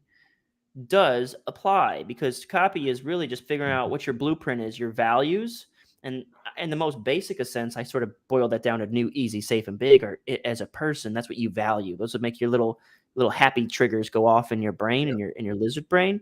And it's sort of like you sort of you create that sort of, I'll call it almost like friction, that sort of intrigue. You could call it tension, but then you back it up with cred. And I think, one of the things that I was telling my friends, I was kind of sharing a little bit about, because I'm not the same dude I was about a year ago. And it's funny because we talk about this channel at a meta level. Part of this channel is also like wanting to be more authentic than just like, here's how you write an email. Step 1, step Yeah. 2, step 3. Right. Mhm. And I want to reach a point where I authentically do not self edit. And I don't mean that Mhm. in a way to be brash or Mhm. offensive. I'd like to just get to a point where I feel so confident. It's almost like self-love and the Mhm. idea like I feel worthy enough that whatever I'm Mhm. saying carries enough value that I shouldn't have to edit it Yeah. or be meek, be I, humble. That yeah. kind of stuff. Um, I would say you're pretty close to that now, in my experience, knowing you. I'm trying. I've I caught myself the other day. I was talking to someone. Someone set me up for a dirty joke, and I was like, "You just made me self-edit." And I was like, if I'd known you 5 minutes longer, girl, I would have dropped the dirtiest joke on you right now. But she pulled it out of me eventually. She was like, tell me. And it wasn't even that bad. And that's what I'm saying though. Like some people, like it's in your head, oh, this will offend somebody or hurt their Yeah. feelings. But some people are like, oh my God, you could totally Oh lay that yeah. joke on me. That's hilarious. That's I how you have. find your people, right? Yes, 100%, and that's a hard thing to pinpoint. And really, you can experiment with that, but it's very hard to manufacture if it's not authentic, and it can backfire big time. It's really Mm, interesting thing. For instance, I have several friends who are the kind of people who could say anything to a stranger and get them to laugh at themselves, at a situation, and immediately recognize, like a great comic does, that if I'm mad at this, I'm the dumb one. Like, you know what I mean? Like, or mhm, I'm being too uptight. That is a really rare skill. Do something bold and seemingly offensive and brash, and immediately have people get that they're the better for hearing it or witnessing it. That is friggin' rare. And I have a few friends, because I was in comedy, probably, who have that.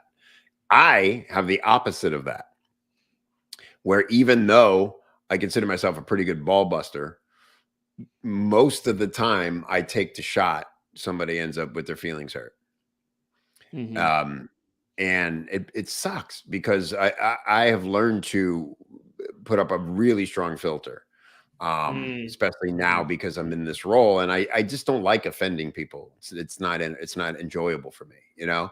And so I've learned to just let the joke pass through my head, kind of like you did, and hope that it comes out in different ways. Now, when I get to do stand up or something like that, all bets are off, and it's fun to live that sort of alter ego. Um, but God, what I want to say about something about oh, I think real gravitas is the ability to exercise both, but have restraint to recognize the situation. And that sounds to me like what you're doing, and what you did with that girl. Now, you told her and you ended up getting to have that moment, but I think it would also be exhausting to have go around with no filter all the time. We know people like that, and Mhm. I think they're lonely people, honestly. And most people I know who are that good at it are troubled in other ways. It's kind of like the Mm, genius comes at a price thing. yeah. Who I think of in this regard for some reason is Tony, Anthony Bourdain. Mm, I think he had that thing where he was so intelligent and so had such a biting wit, but he had learned how to present it in a way that was super compelling, very authentic, but respectful and not offensive. I think there's definitely something in me.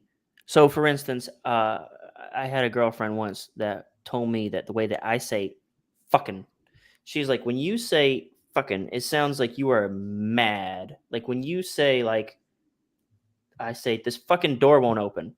She's like, anytime you say it, she's like, it hurts. Like she's like, I like draw Cringe. up like yeah, Mm. because whenever I say the word, it comes across quite aggressive, like the way that like the intonation that I use, like the Yeah. cadence, you could call Yeah. it.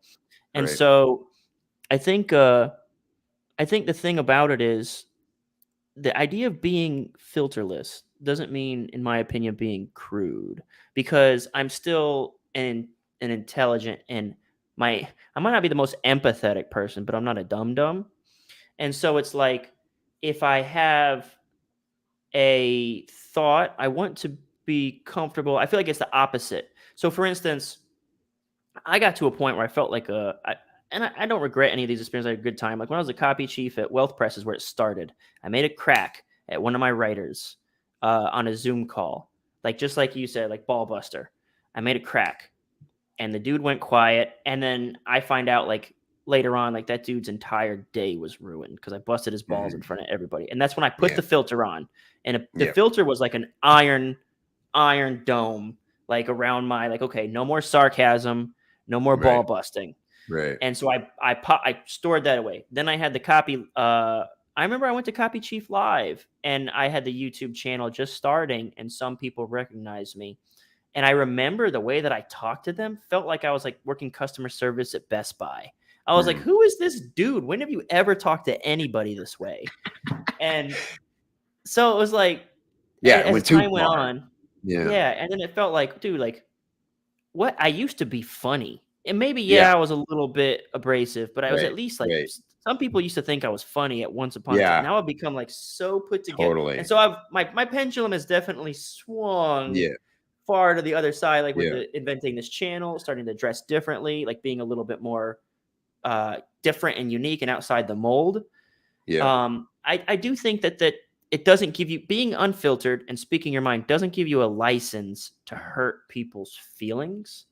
I think Right. that is true. Like I think you do have to, and I think that's the thing. You have to have there has to be almost like a bit of meanness in you, because like when I take the dirty joke to the girl, it was inappropriate, but it wasn't mean. It was Yeah. almost it No, could be a compliment in certain circles, you know.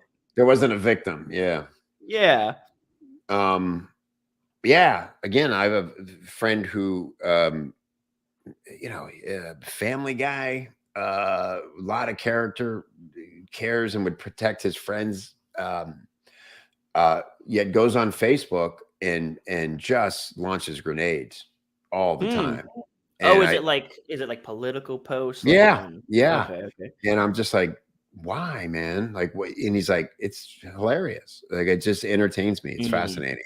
And he's that way. And after the third, fourth beer, he becomes very challenging because he just lives in conflict. Like that's where he comes alive. And it usually doesn't end poorly because he's just someone who, love is his first reaction to things. And I think that comes from love, maybe almost like love, feeling vulnerable in how much you care about things sometimes, right? That I don't know, but it's interesting. Yeah, people are fucking weird. And you want to talk about the Chappelle thing? The Chappelle thing. But before we do, there's one thing I was really aching to hear. You said you have a friend who could say something like offensive. I have several ideas that pop in my head. One of them being like guys who can like talk shit to a girl like about their physical features and still make them laugh, which I think is like a genius skill. Like you got a fat ass, like saying stuff like that. It should be on the whole offensive and crude, but then somehow they make people laugh with that. Like I think it's the way they say it or something. Do you have an example of one of these things that like you saw this guy and you were like, how the fuck did he get away with that? Yeah, I wish I did. I wish I had a clean example. Although I will say this, it's possible. See, this is where I'm going to call out and say, if I'm a woman watching this, or I know women who would be watching this, and the example you just gave is like, no, that girl didn't think that was funny. She laughed to save face. But that really hurt her feelings to be told she had a fat ass, right? And so, not everybody will agree that it's always because the person just had this skill. And I'll say this, like the guy I'm thinking of, and I don't know that I'll come up with an exact example. it was never about a person specifically. It'd be about a situation. Like Mm-hmm. I can think of times going into, say, a restaurant, and something he would say to the host or hostess about, he'd just put on a character and go, I want your finest, whatever. And and if the wrong person did that or was being shitty, they'd be like, God, what an asshole. But they immediately just were like, oh my God, you're hilarious. And it would like break down the barrier of, like you say, this filter, this wall that we all keep up to, because, oh, this is the situation we're in. And he would just get past that, and they would be like new best friends. But other times it would be really far out there. And I just never seen anybody get mad at him for it. Right. Now, these are shitty examples because I can't give details, but one that popped in my head that's more concrete, something that I noticed when you said that, like this works very well with service people. I think service people are more salt of the earth. They work with people who are busting each other's balls all the time. Like, you ever seen Waiting with Ryan Reynolds? Like, so like they're a lot. Like I got 2 examples. Like, for folks who want to know or might want to hear examples. The first one, I was in Greenville, North Carolina on an auditing gig. I used to be an auditor, an accountant in a past life. Some of my buddies and I were sitting there, and this girl brought me my beer. She sits it down, and her nails look like shit. And so I saw her crusty, broken, chipped ass nails, and I said, "Did you do your nails up for me, or are you expecting someone else tonight?" And that was the first thing I said to her. Like, that's what I'm saying, right? Like, is that really offensive? Right. It's challenging, but like, where does that fall? So well, yeah, she said, and like straight up at the end of the night, like, she kept coming back and she kept trying to bust my balls back. And then she ended up giving me her number. Yeah. Like, she like forced it on me. The other example I have that's far more recent, because that was years back, was last week.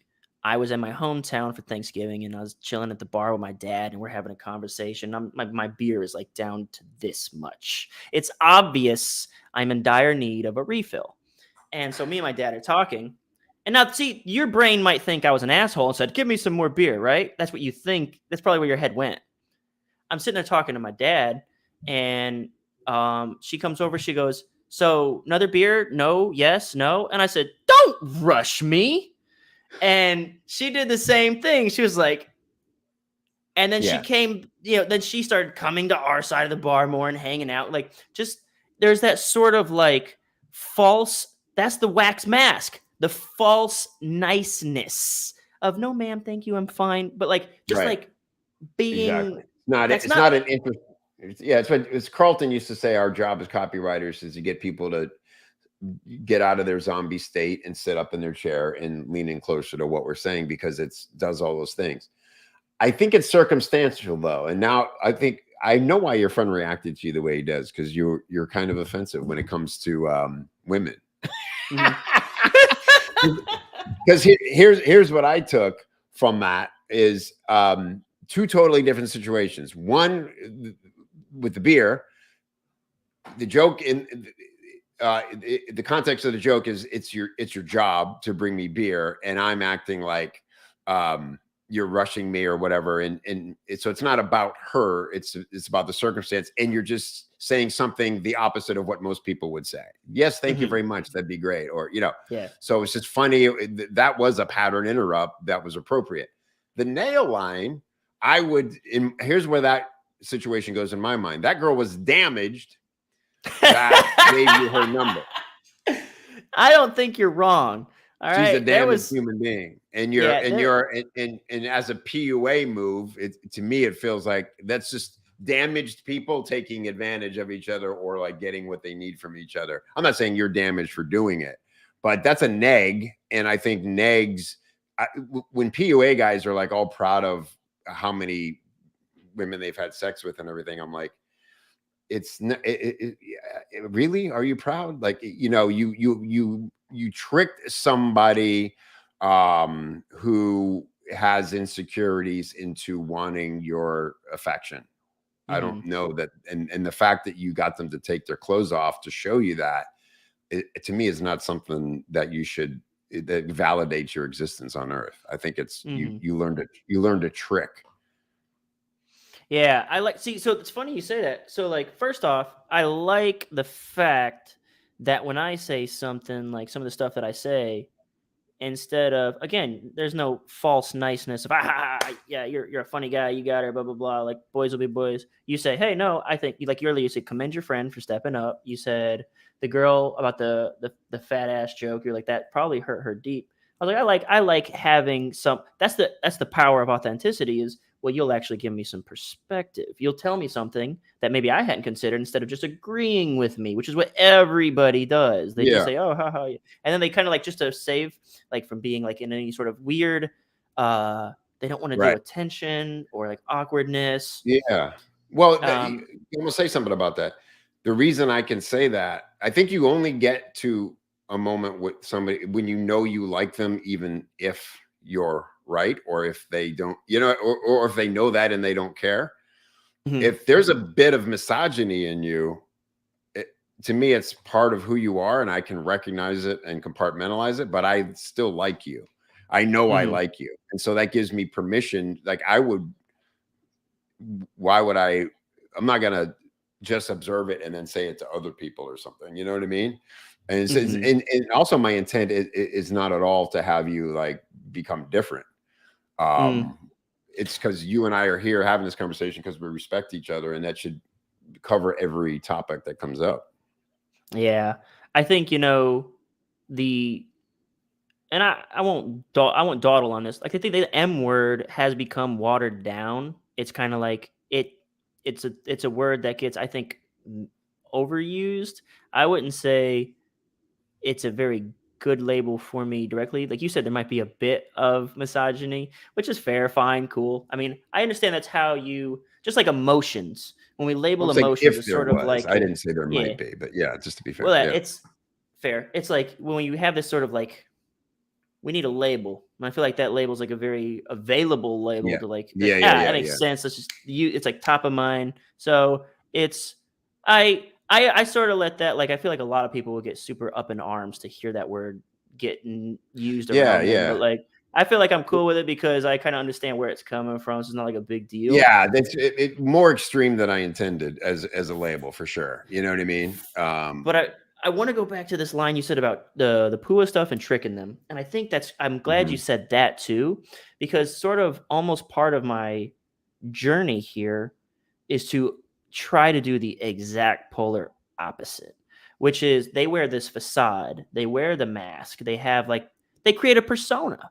They create, like, if you read The Game by Neil Strauss, did you ever read that book? It is. So they have literal, like, mystery, style, I think Tyler Durden, like, they had personas that they would adopt because that wasn't who they actually were. And I think what I'm trying to do, and again, this is like my pendulum swinging far to the other side of when I was very stifled and like very filtered, and coming and like going all the way to the other side, is I'm actually trying to be my most honest self. And the way that I almost look at it, there's a lot of people, I think everything's very impermanent. And I learned that from marketing, where it's a test. Like if you run a promotion and say nobody buys it, like, is your whole life over? Is it egg on your face permanently? It's really not. It's, you tried something and that angle didn't work, and then next week you optimize and you tweak and you adjust. And so I feel like, having been in the marketing game, seeing that like 1% of your people might open one of your emails, right? Seeing like the stuff that you do, you're not actually that important. Like, people aren't really paying that much attention. Like, after this call, you might reflect on, the conversation that we had, some of the topics. You might think mostly about yourself and like, did I say something silly here, or what did I do there? You might not even think about me at all in my role. And so it's like, I feel like a little bit of freedom to sort of, you know what, I'm going to try these, like, what, that's the thing, is like, who am I when I don't have a societal sort of net or program or something telling me what I'm supposed to think and Yeah. feel and do. What Right. would I do if I was untethered? You know what I Yeah. mean? Yeah. Again, I go back to 48 Hours of Power, which to me, the thing about this book is it's constantly asking the question or promoting the idea that sometimes the most inappropriate things are what people really want. And if and the power is in the people who understand that and want to help other people get to that place, or sometimes manipulate them and take things from them because of it. But the sense I get when I read these laws, because some of them kind of anger you and you're like, that's not how people are. And you're like, fucking that is how people are. Did you And finish the whole book? no, I You said didn't you finish the started whole that. book. Okay. What Okay. I do, what I like about this one is I'll just pick one at random Okay. and read them. Have you like devoured this book? Is this like that's yeah.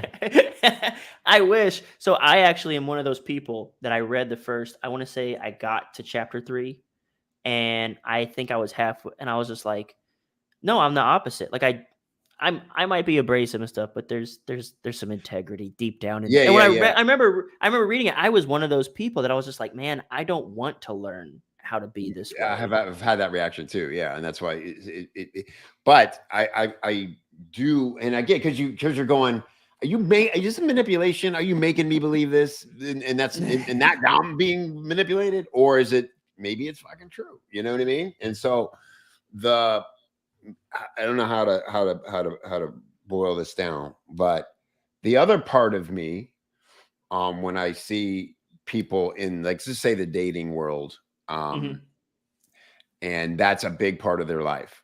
Everything's about the apps, and they always want to say that they're really just looking for love, but their patterns of behavior do not indicate that whatsoever.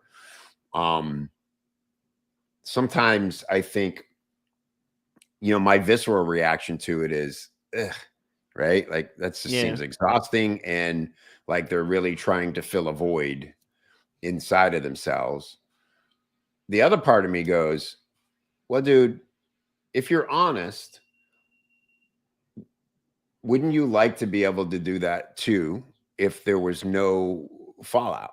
Like you said, if we were all untethered, if you could go to Pleasure Island, wherever that is, and have a weekend of complete hedonism, you wouldn't get a disease. Nobody would ever know. And it was just a complete free for all, like your best dream, where you get to wake up and go, whoa, like, and now that nobody even has to know I had that dream, wouldn't we do it? I love that you can just a braver version of that in reality, or so whose hang up is it at the end of the day? I don't know if we'll ever know. Yeah, I love that you bring that up. I love that you have I love you have the bravery and the honesty to bring that up, that to address, like, wouldn't you be Hugh Hefner if you could? Like, sure, it doesn't mean you don't love your family and all, like it, but would you be Hugh Hefner for a day at his prime? Right. So I think that's really interesting, and I think there's there's definitely I was dating around a bunch, and I feel like I'm more sort of towards the mainstream, the middle. Like, I'm looking for I'm a relationship guy. Like, my last relationship was over 5 years, and I mean, I was dating around, and I think what I was sort of looking for is like a good fit, and to make sure I don't repeat the mistakes of my past. And so I had to come into this game with no game. And so part of all this also is transparently, like, to experiment with, like, okay, how do I make myself more attractive at the same time? Right.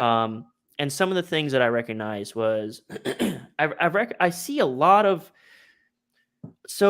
my friends now are my age. I'm 34, and it's about that time where you're settling down. It's kids' time, having babies. And so a lot of the stuff that I say that they find offensive, I admit maybe a year ago I would have found offensive or like uncouth.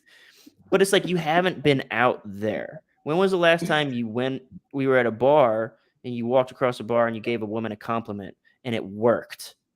Right. right? Like that's the thing. Like you can't sit here and give me this Disney fairy tale because you haven't Right. even been out there in 6, 7. You got kids, man. You have never gone up to a strange girl, introduce yourself, and it gone well, right? Whether that means Yeah. you do the pickup thing and it's a one night stand, or you like actually develop a relationship there or whatever. The Or things just that have they it well received, even. yeah, Yeah. like the eye roll you'll get, like, hey, can I buy you a drink? No, because now I owe you something, creep. Or like, hey, I noticed you look beautiful in that dress tonight. What a fucking simp. Like Right. Right. they think like, oh, that's so offensive that you would behave this way. But it's sort of like what you were saying about the 48 laws of power. You when you get in a routine, you go to work, or now going to work means you go to the room next to your bedroom, these days. And then, you finish that, your girlfriend or your wife, significant other's right there. You tell her about your day, she tells you about her day, and you kind of go on this pattern. And then it's like when I come back, and I'm hanging out with everyone I haven't seen anyone in a couple months. I was like, yeah, this story, that story, that story. And they're like, oh my goodness. And it's like, you can't be in defense of these people because they've literally told me that's what I like about you, right? It's like, that's offensive, Kyle. It's like, yeah, but the last girl I was hanging out with said that was her favorite part about me. And it's Right. like, who are you Right. being offended for? Because that's not Right. offending her. But one of the things Right. that I have noticed is, and again, I'm a relationship guy, is eventually you find someone that compliments you. I think what's fun about dating sucks. It's not fun at all, by the way. It's not, unless you're like in the top tier of like attractiveness and like Yeah. I've heard. like it's not, it's a grind.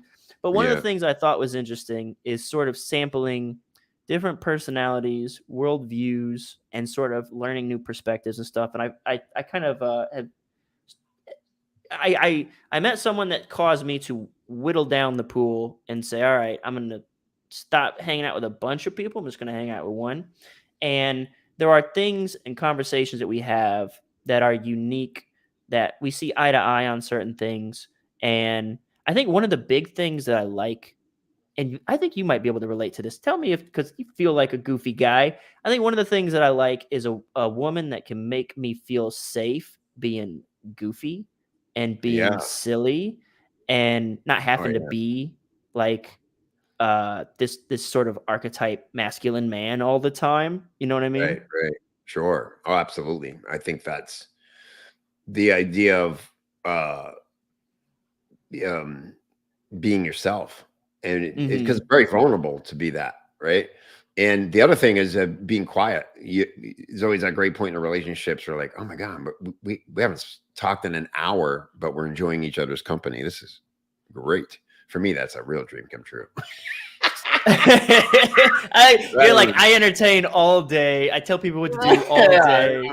Can we just exist together? But yeah, anyway, I don't want to go off on a tangent, but it brings up vulnerability to me. But yeah, I think that's this is the well, place nobody wants to have to feel guarded. Like, to me, I notice, like, socially, what's really exhausting is when everybody's having to be polite.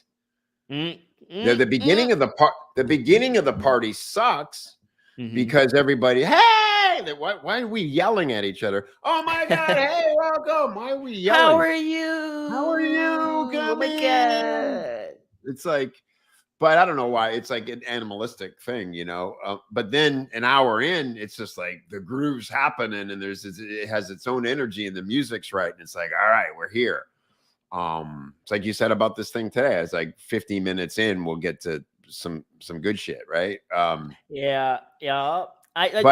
We turned that corner like right at the hour mark. Like it's always we did actually, yeah. And then we just got to go back and delete the first hour. Here's us talking about copy and writing emails, and whatever, boring stuff. Shit. But man, I've been married 23 years. Which, congratulations. That's an envy. Sure? The thing is, it probably wasn't all rainbows and sunshine, but the fact that you had a partner who, if she's not locked in a dungeon somewhere, who actually stuck it through with you and went through all those trials. And I think there is this obsession with being independent and this and that. And it's like, I think it's even in the little dating that I've been doing with this one person for like, I dated a bunch of people, but this one sort of slowly developing thing over the last couple months, Like, it's just nice to have like Hmm. a partner, teammate, a supporter, Yeah. like someone who's, I feel like that whole independent game, especially down here in South Florida, it feels like so lonely, Lonely. Yeah. Yeah. It is, So I'm man. sorry, but 20 some odd No, it's all years. right. Yeah. Well, there's so many trade-offs in relationships. But uh, to me, the one thing that never goes away, uh, and maybe you learn it once or you learn Mm, it continuously and become more susceptible to it, is vulnerability. Um, and being able to like 100% let loose and let somebody know everything about you, knowing they could fuck you over with it mm-hmm. in a fight, in a heated moment, and then you'll instantly regret the fact that they saw that side of you, or you know what I mean. Oh yeah. And I think that simple, I don't know anybody who's not susceptible to that fear, no matter what else they've achieved or socially or whatever. Like, the fear of being vulnerable and being judged and being misunderstood, and then being manipulated with it. To me, is why there's so many lonely people. Either, you know, because even if you've been in relationships and had it go wrong, I think that's the hardest thing to get over. And even in a 23 year long marriage, there are still things sometimes I know we're both like, I don't want, and we don't fight really very Mm-hmm. often at all. We're certainly past the point in our age and our marriage where we'll fly off the handle and say something that we totally didn't mean. Mm-hmm. Not that it'll never happen again, but that kind of happens a lot when you're younger. I think it Mm-hmm. did for me.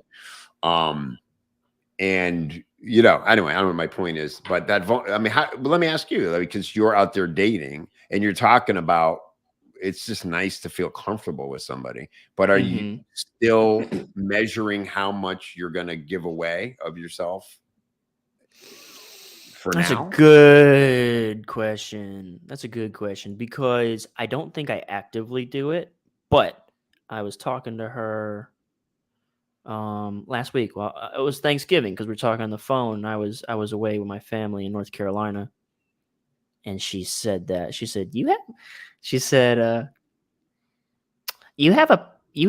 struggle with vulnerability. She said something. You have a problem with vulnerability, and I think I guess she was trying to ask me something, and I wasn't doing like a very direct answer. So the idea, do I measure it?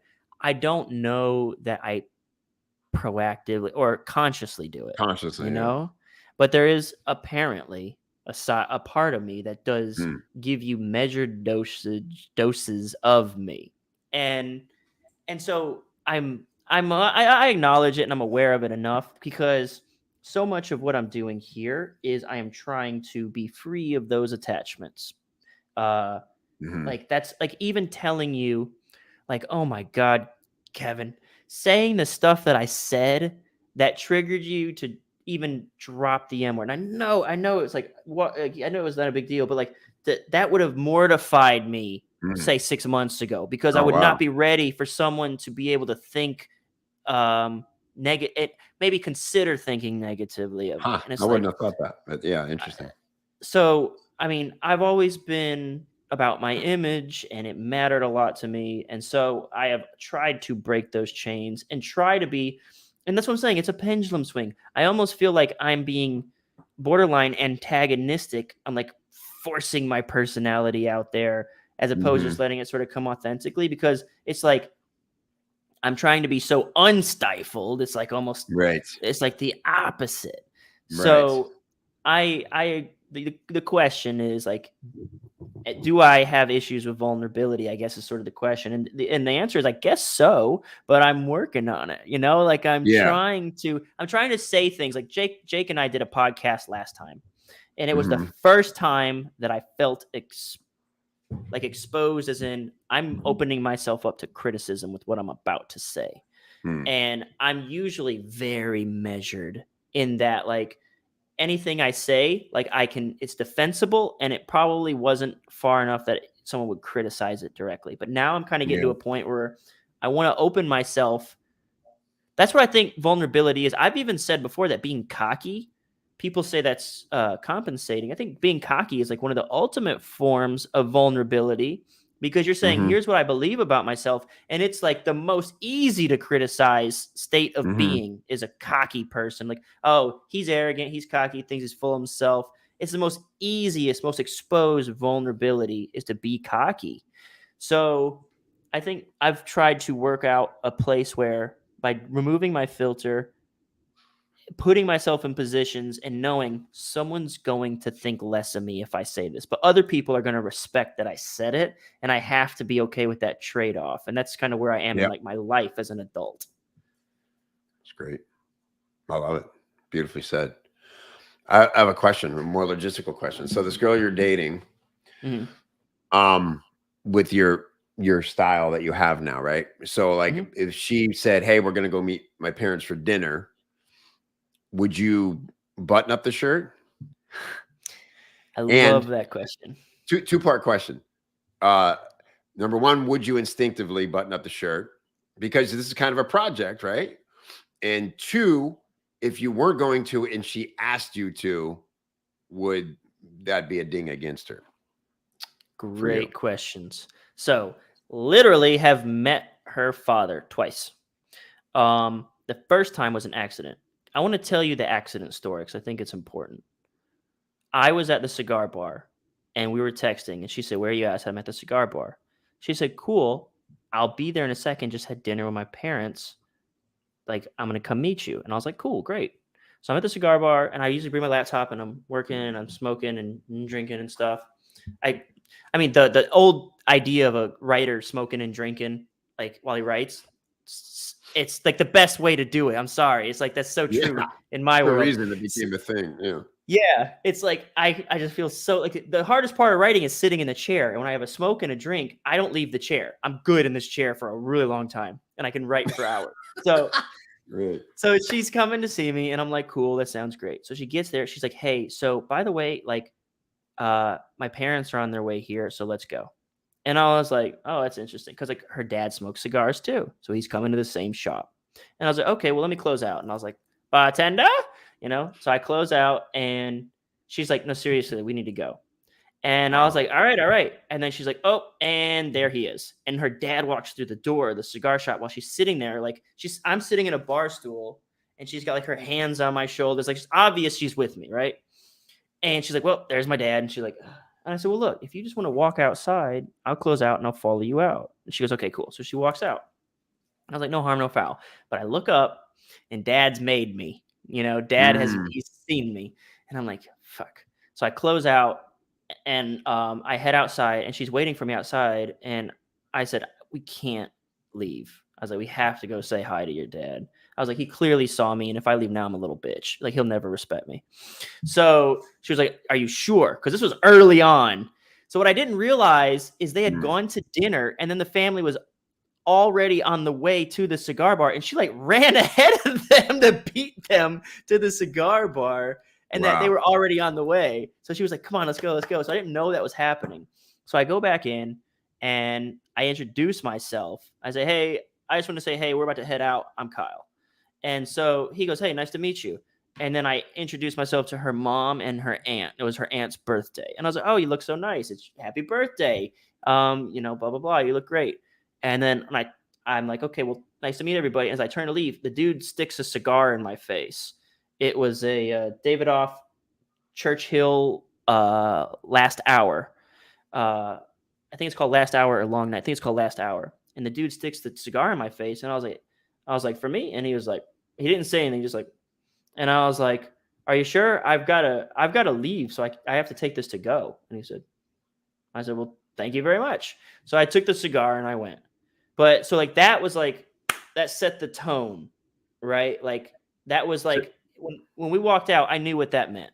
It meant exactly what I thought it meant. It meant like, I see you, good on you for coming back. yeah. And so that was the first time I met this guy. Then me and her are out on in Delray. There's a spot called the Ave. It's this Atlantic Avenue, which is like a line of Yeah. bars, and we're going Right. out there. And her dad's out there. having one of his friends is in town, and he says, "Hey, I'm out with so and so. You guys want to come by for a drink?" So this is where your question comes up. I am literally wearing this shirt with exactly this many buttons undone when we're out, and we get this text. And I was like, "All right, we're gonna go meet your dad, and we're gonna have a drink with him at a bar." I was like, "I'm buttoning up the shirt because I want your dad to think good of me." And we're walking, and I had like this, Venom from Spider-Man. You know what I'm Yeah, a talking little about? bit. All right, I had like as if like the black Venom suit was like crawling all over me, like coming up, and like I just felt gross. I felt like that was a little bitch move. Like, dude, I know you want to be like I'm having this internal monologue. I know you want to be respectful, but you're lying. That's not respectful. That's not how you would look with his daughter if he wasn't there. And so that felt dishonest. Yeah. So I actually, when we were on the way, I was like, "Look," I was like, I'm gonna unbutton this button, and I'm gonna tell you why, so you understand why I'm doing this." And I basically explained to her what I just explained to you. I said, "I feel like if I button it up, I'm not even being like, he's not even getting the real me, and he's getting some phony version of me that I put on for dad, and that's not respectable." And when I explained it to her like that, she was like, "Okay." So that kind of answers both of your questions. Was like, would I unbutton it? The answer was yes, because I don't want to lie to him about who I am and when he's not around. And then, would I do it for her? The answer is, if we're on the same page with this, then she'll understand, like, this is who I am, and I don't want to have Yeah. to pretend or dress up or wear a Right. costume. That's like literally what I've been struggling against. And when I felt getting Yeah. pushed back into that box, it felt gross. I didn't like it, you know? That's great, dude. This is a great metaphor. One button. Like you said at the beginning, it's one friggin' button. Okay, unacceptable, right? One fucking a button. What could be simpler than a thing that goes through a thing and keeps something in? But this is great. You got to write about this if you haven't, dude. You got to write an email or something about this. So many people live their whole lives avoiding that truth, or wishing they could be so bold as to refuse to be inauthentic to please a scenario or people. And I would venture to say a majority of at least Americans, if not humans, live their lives in the Thoreau's quiet desperation of giving in to comfort over truth. I just got a Discord message. Someone said, "Write a book about that button." I just got It's great. based on your comment. It's so good, dude. I It love the really button. was. It was such an eye opener. I have so many stories that have evolved just out of people's reaction, acceptance or unacceptance of the button. And it feels like you said, it's a button. It's a button. And it makes like such a impact on people. Like they say that's not appropriate. Like, you should, Yeah. we're out, you should dress up, you should do this. And I think really it's those first two words, right? You should. And You then, should. well, Yeah. but why? Why do I have to, like, of all the things that don't hurt anybody, Yeah. the button, Well, chest hair. Yeah. the button. That's It's a great. wild thing, man. You want to tell me about Dave Chappelle? No, I'm gonna say let's wrap. Is it okay with you? Yeah, that Do we sounds need to go good. to 4? Is that a promise you make to people that this will be from 1 to 4? It's no promise at all. I promise them that we're going to have an unfiltered conversation between two dudes with no agenda. I feel like we've done that. And if we were in the real world, not virtual, I would say to you, let's go to the next bar or something like that. Yeah, fair enough. I would. We made it through without cracking any beers. I had like this inkling 1 or 2 times in our conversation. I was Me like, too. Me too. I was like, because how do we pause this to go make an old fashioned? Like, is that a thing you can do? Yes. So the way I do it though is we take turns. It would be like one Okay. person steps away and one person either pitches their thing, like you could pitch like your thing, pitch your product to the camera, and then, I could just go on an anecdote, or I could pitch something of mine. That's how I do it. Like while you're away, I fill I'm the gonna time. read. I'm gonna read to people. That's Yeah. what I like to do. Like, yeah. So All right. 48 laws of All right. I'll go power. first. Law number Am one. I going to make the drink first? If you're going to make a drink, then are we about to do this? That would make me very happy. All right, yes. let's drink. All right. So you want to go first, and I'll sit here and just answer questions and stuff from the chat. Okay. All right. All right, man. Back. I'll put you off. There you go. All right. So my man Kevin Rogers going to get a drink. What a cool dude. What a cool chat. This has been I almost want to call it like exhausting in a way, because it does take a lot of energy for me to sort of just like put myself out there. And put myself in that vulnerable state. It's not natural for me. I have to work at it. I'm trying. It's like a practice. Okay. So we have a question here. How to get booked out. Jennifer Lynn Consulting. Can you talk more about Facebook groups and alternatives? So I've seen a couple little groups out there. Like, for instance, right now, Discord channels, I started using that. I tried it in Slack. Discord channels or Discord servers are cool because you can organize a bunch of small channels about particular topics. The one problem with these sorts of things is the organization of like files and resources and stuff like that. You have to like create a resource channel and then sort of like just stack a bunch of comments or messages. There's School, SKOOL, which is Sam Ovens' program, where you can host courses and you can also do communities in there.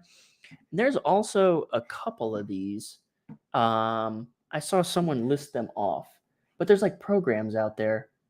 Let me see if I could do community. I'm going to search it in my Slack channel here because someone asked about communities. School, Mighty Networks, Buddy Boss. Let's see what else. Buddy Boss is great. So I've never used Buddy Boss, but someone here says it's really good. Circle. Okay, so there's the answers for you. I've heard of Circle. I've heard of School, SKOOL. I've heard of Buddy Boss, and I'm using Discord for my group. Discord's tough because there's no way to manage people with like email and stuff. It's like its own little thing. Everyone's using like pseudonyms and usernames, so it's a little bit more difficult. Don't forget to hit the like button, my brothers. Okay. She asked, can you talk about VSLs? I could talk a lot about VSLs, but this is a difficult question. Like, this is one that I need more clarity on this one. I'm sorry. You might already be gone and you're not even here to hear me answer this. Shrink to grow. I think when he says shrink to grow, I think what he's describing is the idea of focusing, cutting excess products and ancillary stuff, cutting excess staff, trimming the fat so that you can focus on your core genius zone and just delivering that as like the best in the world. Chandresh says, do you Gs use data analysis using Python to analyze customer data to derive insights that'll help you understand your customer better and help you in scaling? Like why customers stay or leave? So no, I don't use Python at all, for sure. I basically just sort of talk to people and see what they do and don't like, and then kind of go from there. Or what customers might leave and how you can retain them, automating this stuff, basically extracting the most useful information from raw data, which is easy to understand. Yeah, so right now, it's sort of just keeping a pulse on the market, seeing what's working out there, what other people are offering, and then just talking to my people. I see. Cody says, great chat for sure. Appreciate that. So one of the questions here, if you're still here, he said, would you call that research? I don't know. Here's a laughy face in there. So this might have been a joke. I don't remember reading this when it popped up or what we were talking about at that time. So maybe it's just something else. And for folks who are still hanging out and, might not be already in the group, copysquad.net/live. I've referenced this group, the Discord community, but it's more than a Discord community. It's you get like all the PDFs of all the sales letters I've broken down over the last like 3 or 4 years. So you get the clean PDF with no notes, and then you get a PDF with like all my notes on there. There are trainings and all sorts of stuff like that available as well. What are the trainings I got?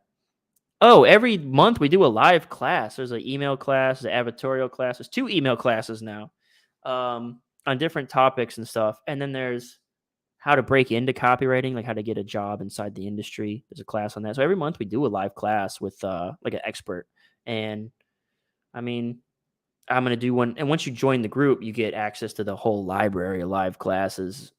And then you also get the tickets. So the tickets go for like $97. But if you're in the subscription, you just get free access.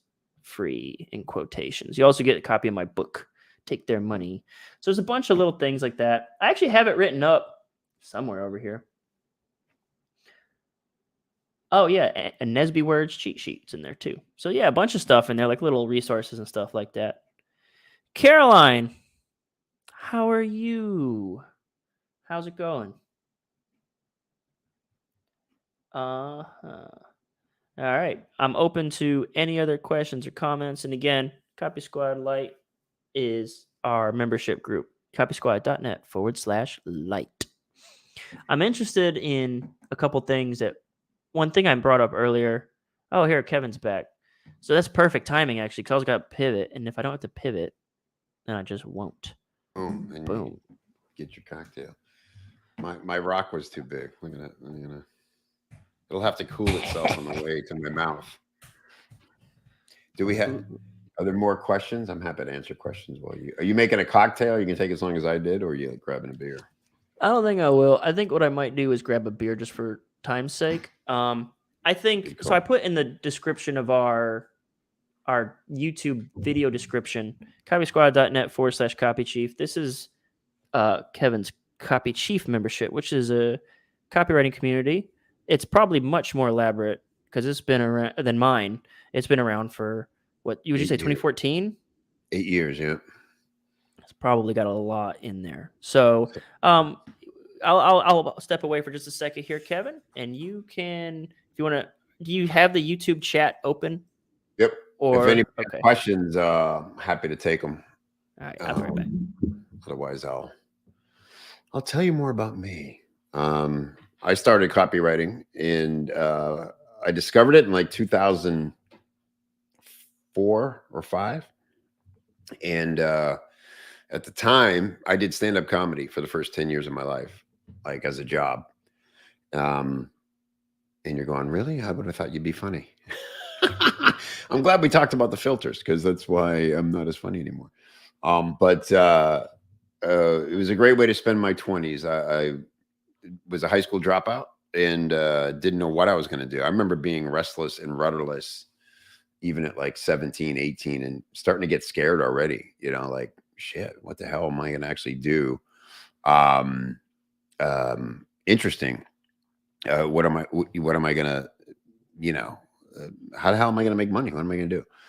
And so I was like the funny guy in my group because I was insecure. I was like skinny and very lanky, and I wasn't good with girls, but I was kind of funny, and I realized that was my tool to get attention and to gain acceptance. And so I capitalized on that, and I ended up doing an open mic night. And I knew when I walked off that stage the first time, it wasn't like I murdered or something. It went well. It's just that I always tell people when they say to me, I've always wanted to try stand up. And I always say, well, now you have to, because you voiced it and you might be great. I said, but you'll know after doing one set of live comedy, whether you want it to be part of your life or you just got it out of your system in 5 minutes, And for me, it was clear that this was something that I was going to pursue. And so I did, and ended up, getting on the circuit and finding gigs and staying employed for almost a decade with comedy, which is pretty amazing and rare. Learned a lot. It was lonely. It's a life of solitude. I think it's better probably than being in a band where you have to live in a van with other people, but man, driving for hours on end by yourself almost daily is it's like being a truck driver, basically, hauling dick jokes around the around the country. But a ton of fun, tremendous fun, and I have a lot of friends. Still, some of my best friends to this day. The first guy who ever brought me on stage, Lou Angel Wolf, is still one of my dearest friends.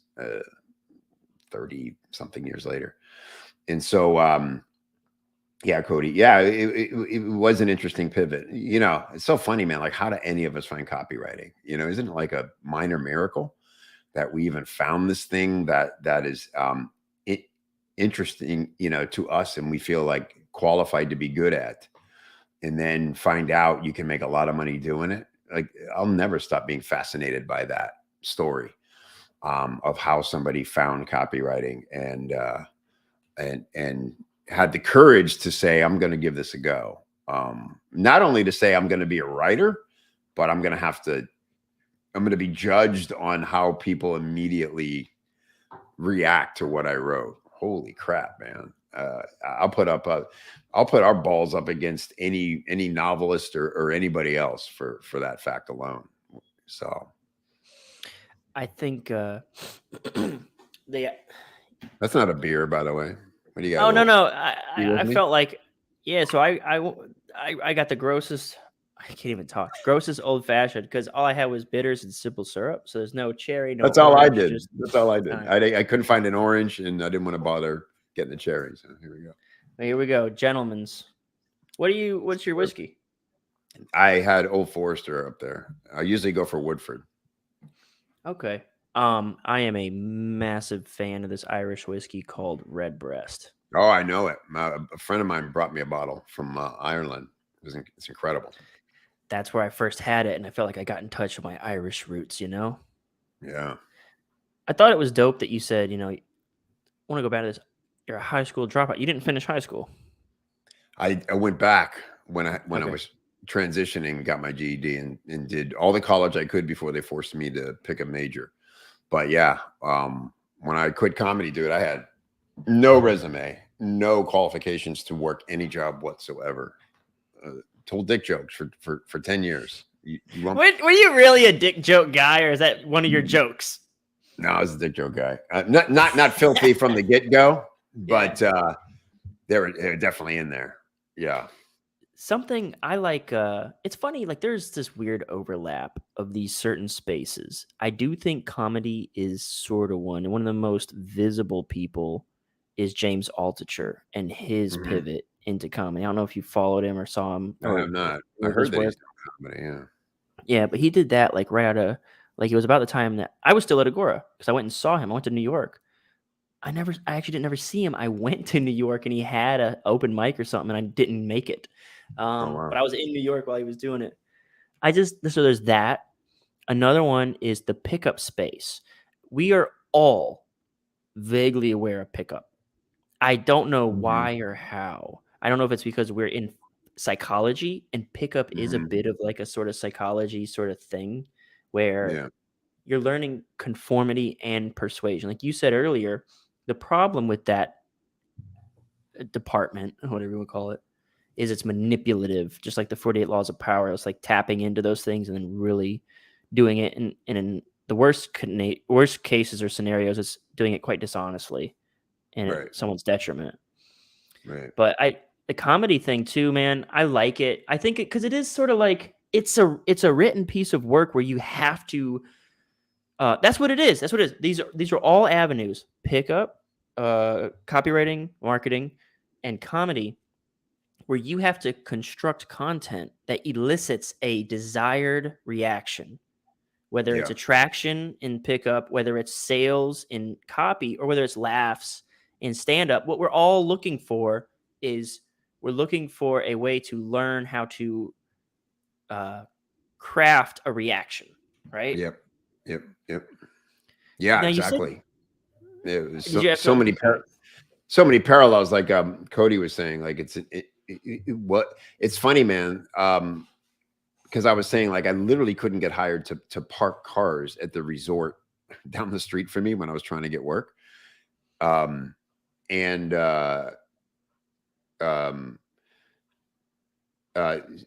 so it wasn't when I came into copywriting, I was purposely not talking at all about my stand-up life because I'd been trained that it cost me work for people to know I did stand-up. And when I met Carlton, one of the reasons he was interested in meeting me was because he knew I'd done stand-up and he found it fascinating.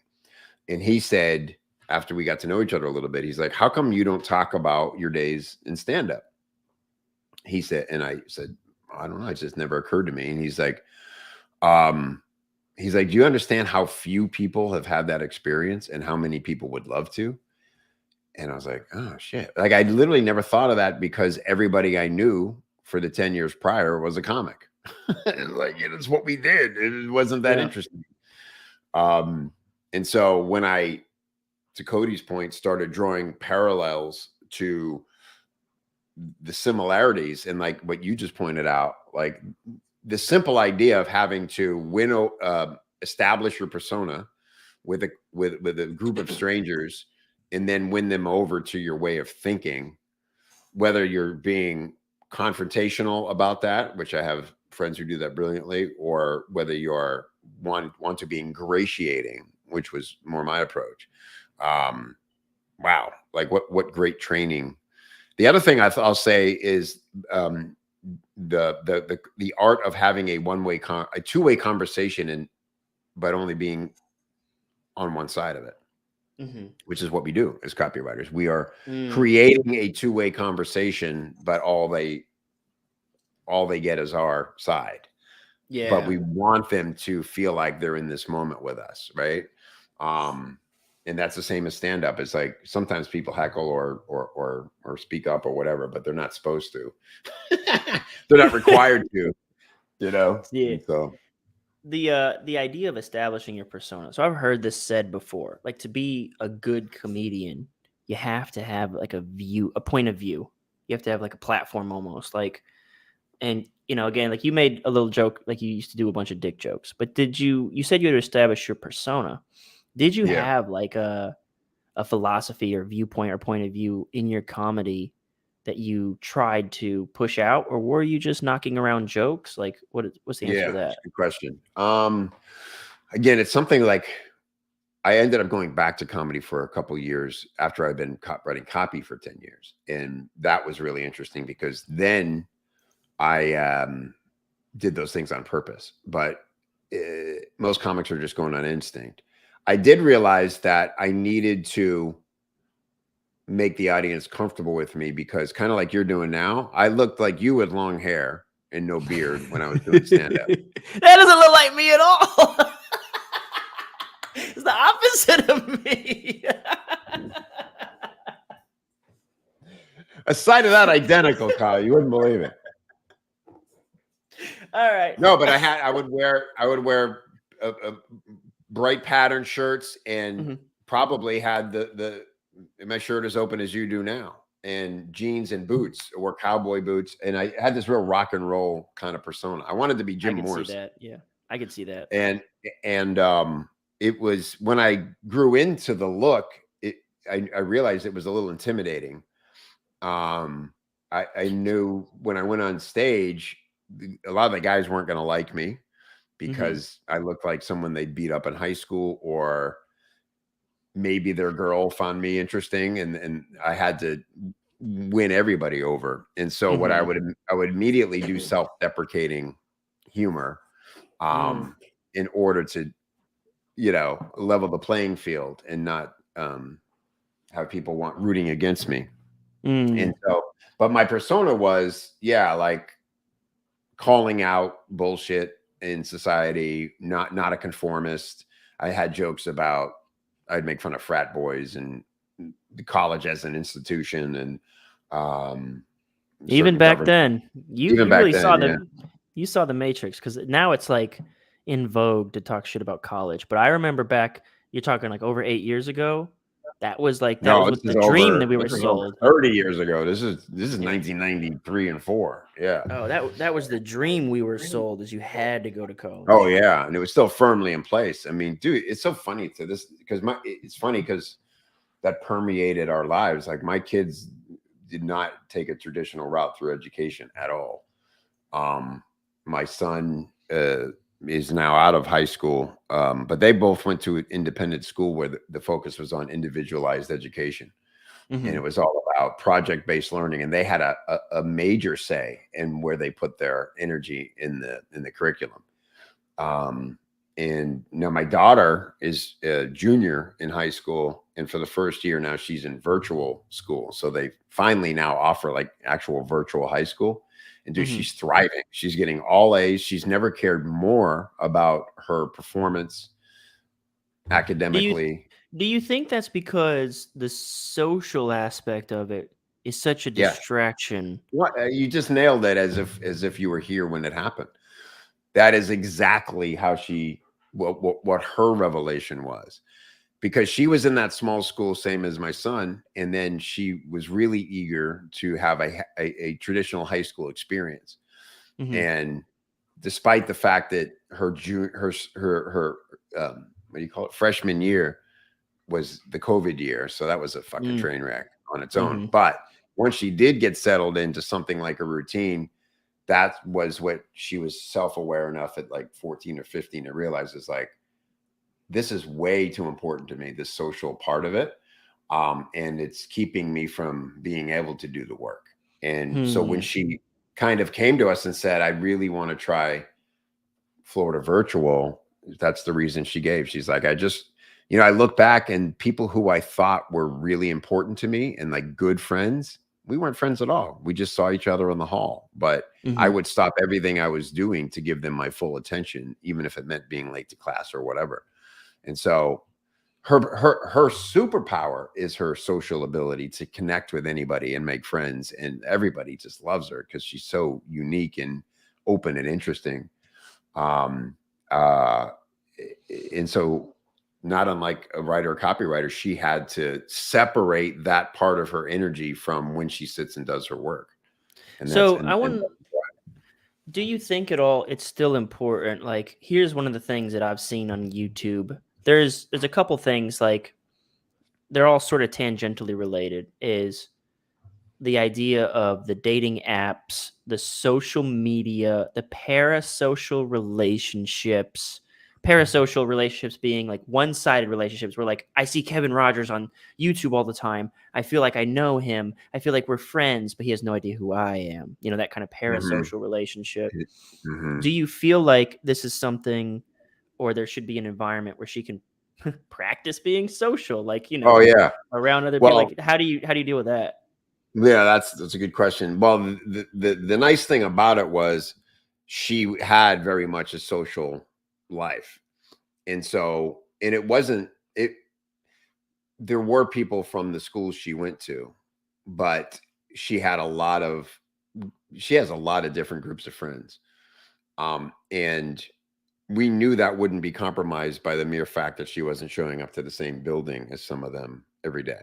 Right. And so, like, for instance, she plays in 2 bands. She just started doing jujitsu. She's just always been active, and she seeks out social togetherness. And so we knew that wouldn't change. So there was no concern for her or us that she would become isolated or detached by doing school online. And what's your boy doing now? He is trying really hard to make money as a musician. He's very talented. He has original songs. He had a band, a really good 3-piece unit, up until about a month or so ago when his drummer quit. And so now he's back to having to find a drummer and go through that. So he's learning. I remember at Copy Chief, I remember him playing. I remember that was like the coolest thing too. Like at Copy you were Chief there when he events. Yeah. And he was young though. Like, how old He was is he young, now? man. He was like 16. I was just thinking about that the other day when he did Creep with the band. Yeah. That was a killer performance. Yeah. I think he was probably 15 at the time. So what Yeah. is it now? Like he's like He's 18, he's 19? 19 now. He's out of he's out of high school. He didn't go college So he's out of route. school. Yeah, and honestly, we're at the point with him now where it hasn't even been a full year that he's out of high school, but dude, and I get it. Like I was the same way. It's so hard to not just want to be the show person and do the business side as well. Mm, I was really shitty at it as a comic, and didn't learn business until I had to. And so he either needs to connect with somebody who can do that part of it for him, right. or with him. I also do. I think for Michelle and Do I, you my wife. do you see a visionary in him or an integrator in him? Like based on his temperament. Boy, that's a I'm gonna good question. fill this back up while you answer that. Okay. That's a really good question. I think he's both, but I would say more integrator, interestingly, but not in the traditional sense of like getting shit done, but in the sense of he lives more in the analytical part of his brain than he does in the creative. So he is creative and he certainly can create and has created, but on the day to day, he's very responsible. He likes control. He likes being in somewhat controlled environments. And so he's not a spark plug. He's not a wild child. You know what I mean? And to me, when I think about artists, it's like people who you and me, I clearly identify as visionaries, where it's like, don't make me do any fucking admin stuff, or don't count on me to, and he's an interesting mix of those two things. And so I think if he had that part of it handled, I think it would facilitate him being more of a visionary and a creative.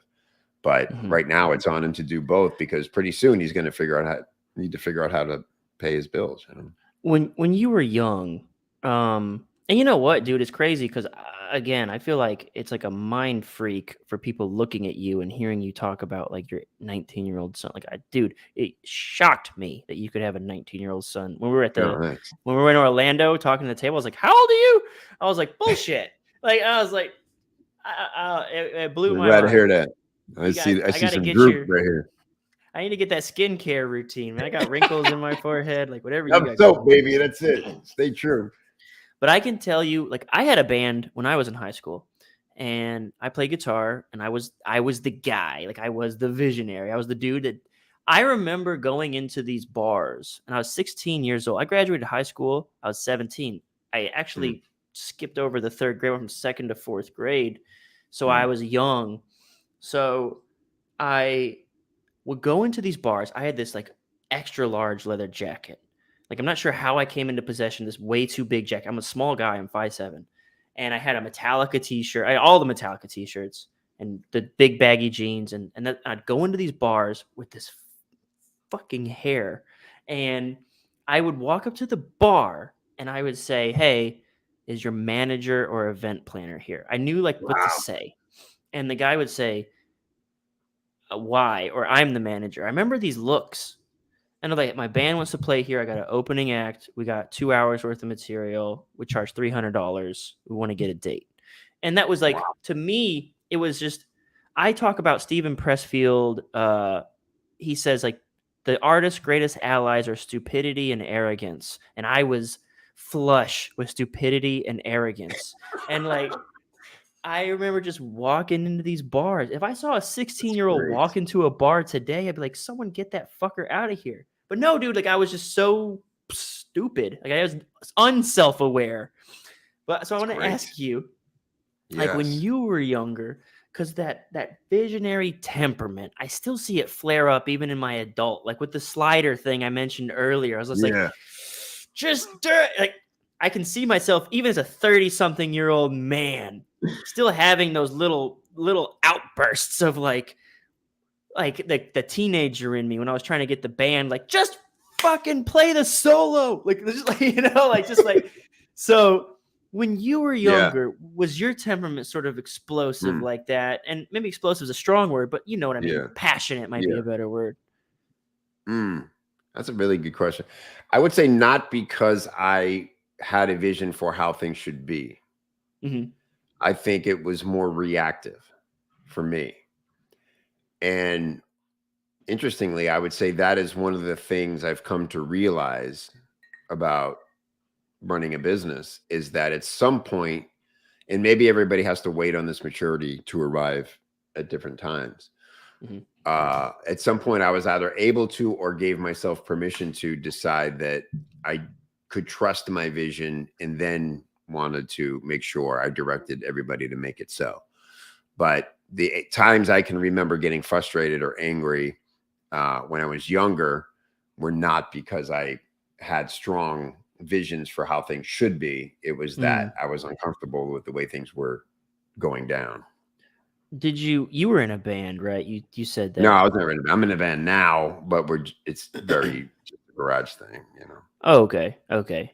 Well, I guess like again, like when you're older, I feel like, you have sort of learned to sort of tame the beast. So that's why I was asking, like, I want to hear about what Kevin Rogers would have been like in a band in high school. Cause I know I could like if you were to, that visionary guy, integrator guy, the guy who wrote the book, if he were to come sit in on my band practice, he would know in Hmm. 3 seconds, just on the way Yeah. that I talked to people, which wasn't always pleasant. Like I admit, like Hmm. I didn't know how to do it. I just knew that, damn it, this is how we're gonna play it, and damn it, this is what it like should be like. And damn it, Yeah. like I had all the answers. How we're Yeah. gonna get there, how we're gonna do it. I had there was a line I would say I'd highlighted it, but it came from the audio book. So I like, you could push a bookmark. It said, "You're great turning your best ideas into a vision as long as you don't have to implement any of those plans." And it's like, that's exactly That's the right. definition of a visionary right there. Yeah. It's like I can tell you 100%. exactly what we need to get done and Just don't make me but do it. Yeah. Don't count on me. Yeah. yeah. Yeah. So that's a really good question. Yeah. This is great. The My answer would be this: not the visionary, but a natural leader. Hmm. And that's kind of how it is. My band now, we're all 50-ish people. And it's very diplomatic because we know we're there for fun and we want to keep it fun. And so we are careful about not getting too ambitious. Um, just ambitious enough to keep it interesting. And so, like, Hmm. for instance, we go, the reason we all came together is because all of our kids go to the same music school, which is a tremendous place where the land of misfit toys get to discover their natural art, right? Right. And we got jealous of the kids having all the fun, and so we started an adult band.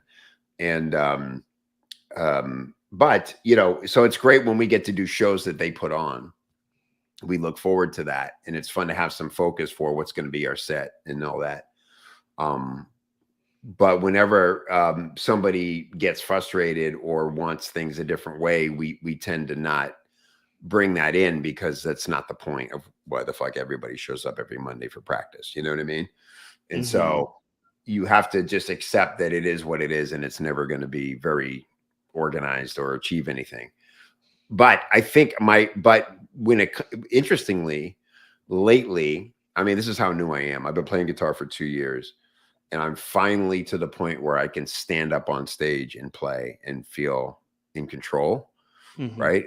Of the songs I know, which even just standing up and playing is hard. It's harder Hmm. when you learn later in life. Kids will do that though.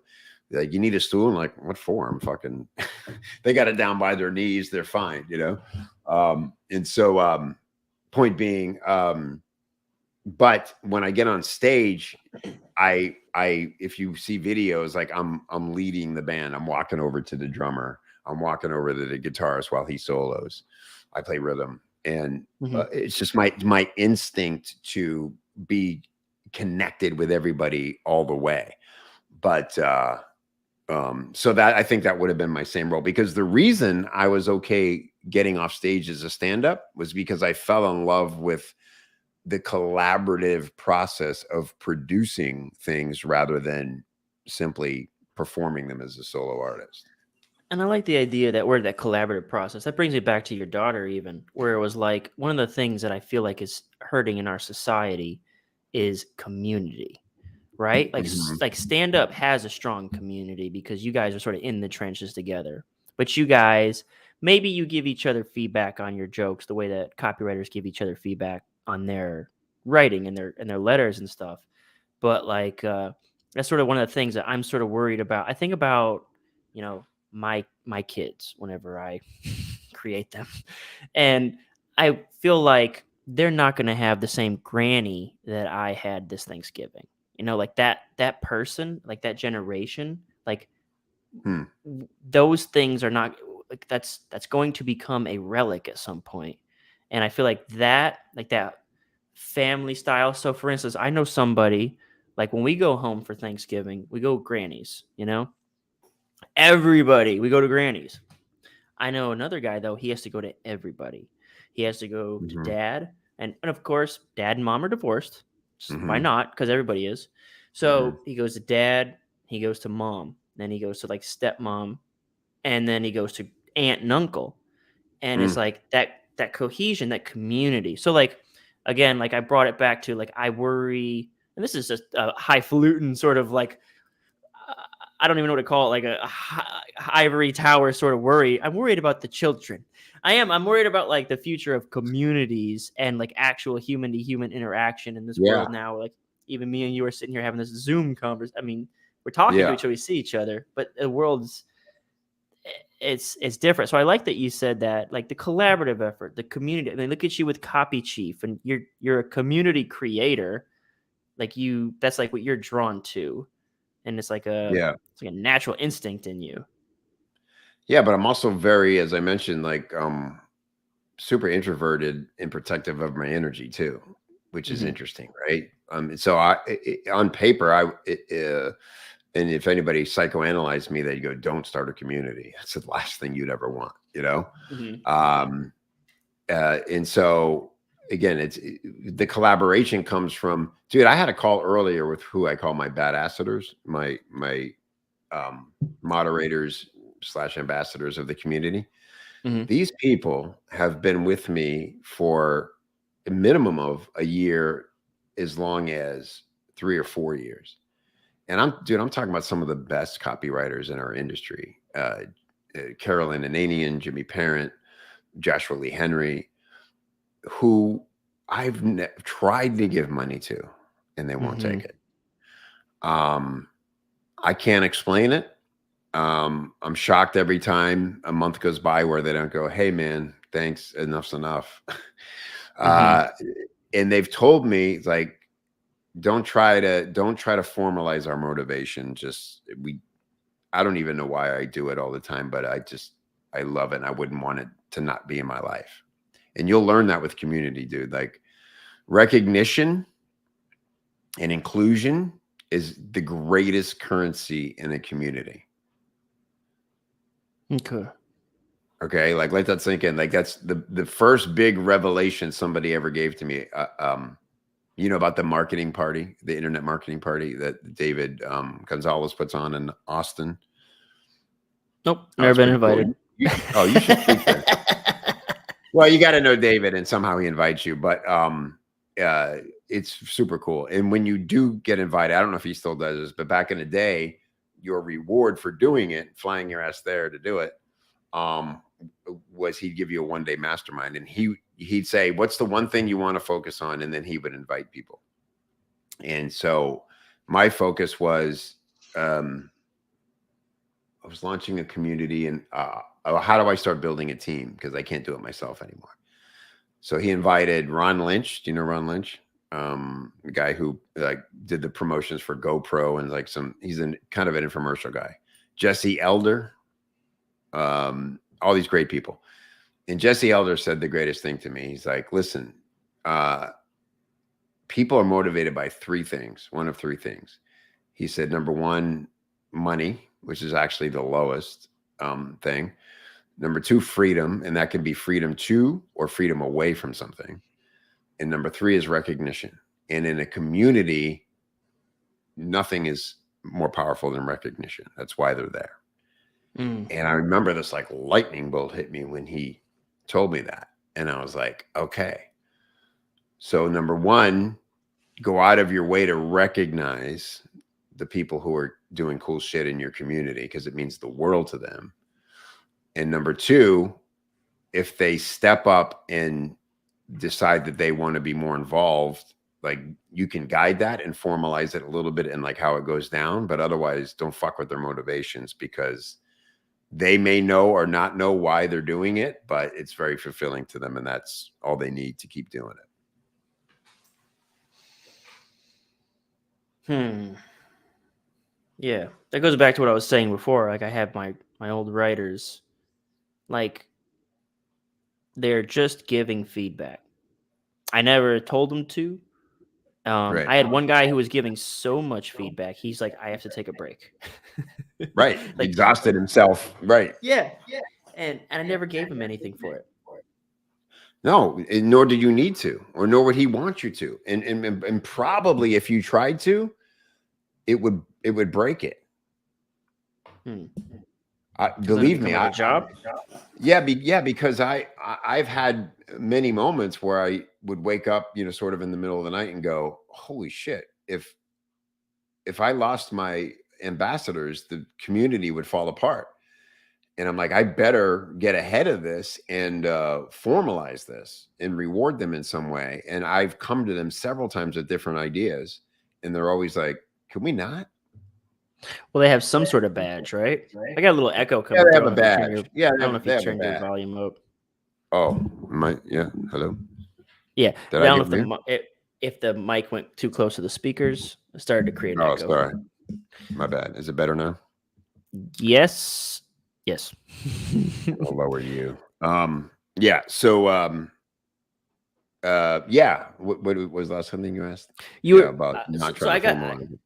I got these. So you give them some sort of. There's some sort. There's of a badge. At the least. Yeah, of course. Right. But I think the two things are this. Yes, it's cool to be the cool kids, but it's a lot of work. I mean, they get DMs and they get, oh my God. It's work, dude. As much as you try to tell people how this should work, they will find a different way. And the fact that they're we have a no post unanswered policy in the forum, right? And so, even if it's completely irrelevant or in the wrong place, like you're going to be told and guided what to do instead. And so, and again, to ask volunteers to keep up that kind of, and we have, 500 members, so it's not a light load. But aside of that, I think it's also they care about me and they care about their relationship with me. And it's funny, dude, like as you go on and as you change your motivations and perspectives on things, sometimes you wonder, like, am I going to be relevant to these same people because I'm not like out hustling, or I'm not, you know what I mean? I'm not in the spotlight as much as I used to be. I'm not getting invited to the Oscars anymore. Yeah. Whatever it is, which I haven't really gotten there yet, but you think about it. And you realize, dude, that it's your character and it's the connection you have with them. And they will give a lot of credence and respect to what you invested early in the relationship. And so there's no such thing as wasted time with somebody worthy of your attention.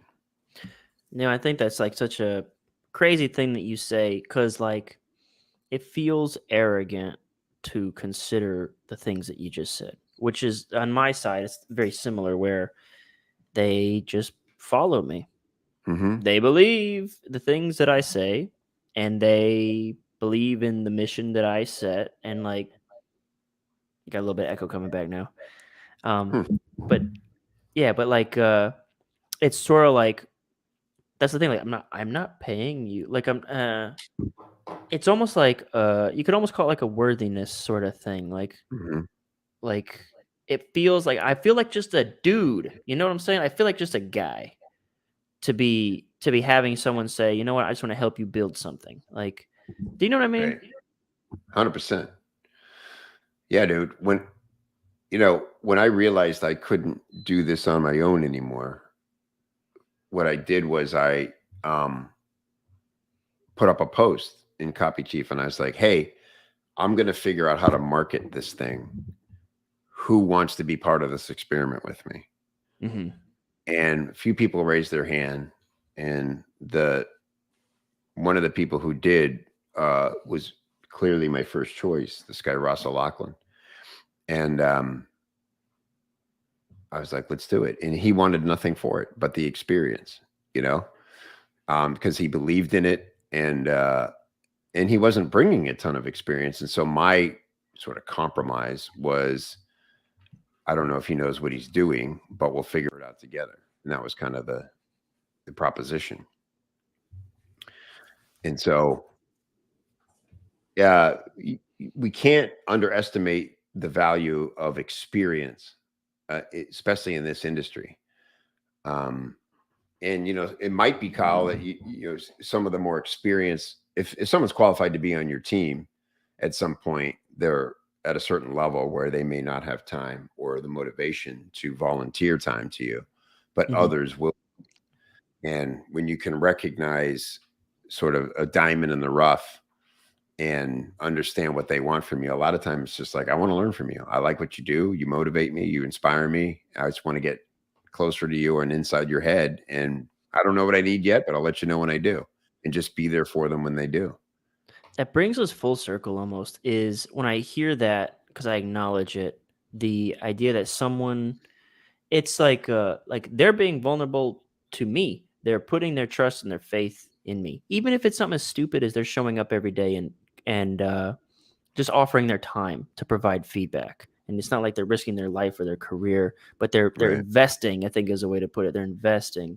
And so there's this weird responsibility that I've come to, and the word's a little struggle with a little bit, which is like, I want to, like, I had to go off. I feel like I have to be truthful with some of these people, but I feel like I don't want to be rough. Like there's people who join my group, and the first thing they post, I'll tell you one of the ones that happened recently, and it's like, I'm not sure if I feel good or bad about this.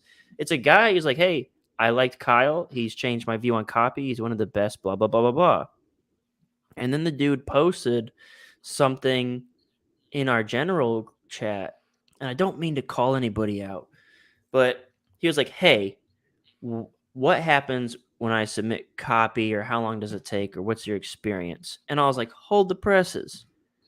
Why don't you just submit copy? Like, why are you asking someone to take time out of their day to tell you what happens when you submit copy, when you could just submit copy? And so I feel like there's like this weird responsibility where you say the most important thing could be recognition. Well, that's like the opposite of recognition. It's bad recognition. And so I feel like there's like this responsibility or duty to me to, like, there's a power behind it. You know what I mean? There's a power behind, like, being like, yo, I have to check you. I have to check you right now because you're out of line. Like you're stepping out. And it's like, I'm not doing it out of spite or meanness. I have to do it to teach you something and then protect the other people in the group at the same time, So it's like, this is a weird thing, like a weird spot I'm in. Well, I'll say this. That's where you probably have to decide what the voice of the community is and what your voice in the community is. Because it may be that you are okay just being a little direct and brash, and the people who don't get hurt over that are the ones who will stay and not ask dumb questions. But ours is like super supportive. What that guy's doing is he's saying, is anybody listening? I am asking a question about my intention because I want a cookie for having the intention rather than just showing my intention by doing the thing. It's just I consider it like small talk. The reason, like, some people are like, I don't do small talk. I'm like, well, you're not having a lot of relationships, because the reason people do small talk is just to find out if they're in a safe place to communicate or not. Yeah. And that's what he's doing. And so, yeah, it can be a little exhausting, but you have two choices. One is just like deal with it or let the moderators answer pointless questions, or literally write back to him, post it and find out. And if he's Yeah. like, self-aware enough to go, you're right, get it, okay. But people are, you have to understand in the community, the other thing is there's lurkers. And I can't tell you how many people have told me over the years, I waited 6 months or a year to post because I was nervous. But finally I saw how nice everybody was to everybody. And I just like let it rip. But even if they can see that they're in a safe environment, they feel unbelievably vulnerable putting themselves out there. And so how you react to a moment like that is going to facilitate for some of your members how comfortable they are being vulnerable. That's yeah, I think that's going to be a journey. I don't think that, I don't think there's any answer you could give me that would be like, that's the You got answer. to, I feel like it's going to you be got to discover it for ongoing. yourself. Yeah. Yeah. I think about Kevin. like are we done? All right, I'll let you wrap Oh, up. It's 4 no. o'clock. Let me hear your final thought, The brother. last thing I was going to say was it. I often think, going back to Carlton, if he ran a community, well, he did when I first went in it, and he was more polite to people than you might expect, but he's also very direct. And I'm always nicer than someone like John, who is an incredibly nice person, but has a brash exterior would be. And so it is partly a choice about how much do you want to get people used to a vibe of ball busting and like real direct truthness as opposed to facilitating comfort. You know what I mean? That is a choice you can make. Yeah. So, it's funny because, like, yeah, we have come up on 4 o'clock. It snuck up on you a little bit, did it not? You were, I don't know, were you counting the time? I'm in the groove now. I was like, glad I stayed at this bar. That's what I was saying. Like, it's the first hour is sort of like we have, like, there is this unwinding of your surface level, what I say on podcasts. And we have to go, I haven't figured out a way to short circuit that. It's sort of like the research process when you're doing a promo. Like, I have not found a way to shortcut. You have to do a certain amount of work. And on these podcasts, it feels like I have to get us through. I have to exhaust our surface level banter so that we're sitting here, the camera's on us, we have to find something. And then that's when the real stuff seems, that's the pattern after 10 of these I've recognized is like, it's interesting. It's always It like reminds me of is like what people say when they're on reality shows is that at some point you do just forget about the cameras. And that's when they get the really good shit. I could even feel it like when I was talking to you when we first started. I was like, so you have Copy Chief. What's that like? Copy Chief is a community forum established in 2014. Yeah, exactly. Man. But yeah, I appreciate your conversation. I appreciate really the perspective you brought me. And I feel like I like you're the kind of person that makes me happy that I try to be more vulnerable and say more brash things because you're the kind of person who's comfortable enough in their own skin to challenge it and say, well, here's another way to think about that. And I feel like I learn when I get to talk to people like you and I feel like someone who is less mature than you would just disagree with me and we'd have a really awkward podcast. So I feel like it's these kind of conversations that make it rewarding to be doing these experiments and talking and having these kinds of conversations. And I feel like I learn more about myself and more about the world. And again, I feel like, man, I really could. I could pick your brain forever. Like you're like a decade smarter than me, and you're ahead of where like you've done all the stuff that I want to do. And I'm just glad to have you in my contact list on my phone. Like, thanks very much for coming to this. I'm glad to be there. And I'll tell you that I would not change a single thing about you, man. I'm truly a fan of you as a person. And every time we're together, I'm reminded more of that. And that's real, bro. Like every time I see you, you're a challenging guy. But every time I'm around you for 5 minutes, I'm like, I love this guy. I really feel like we're buddies or kind of a big brother thing I have with you. And so any feedback I ever give you is from a place of love and admiration, my friend. Excellent. Well, thanks very much. Guys, I'll put a link to Kevin's community in the description. Thanks so much, Kevin, for being here. Peace out, Copy Squad. Enjoyed it. See you.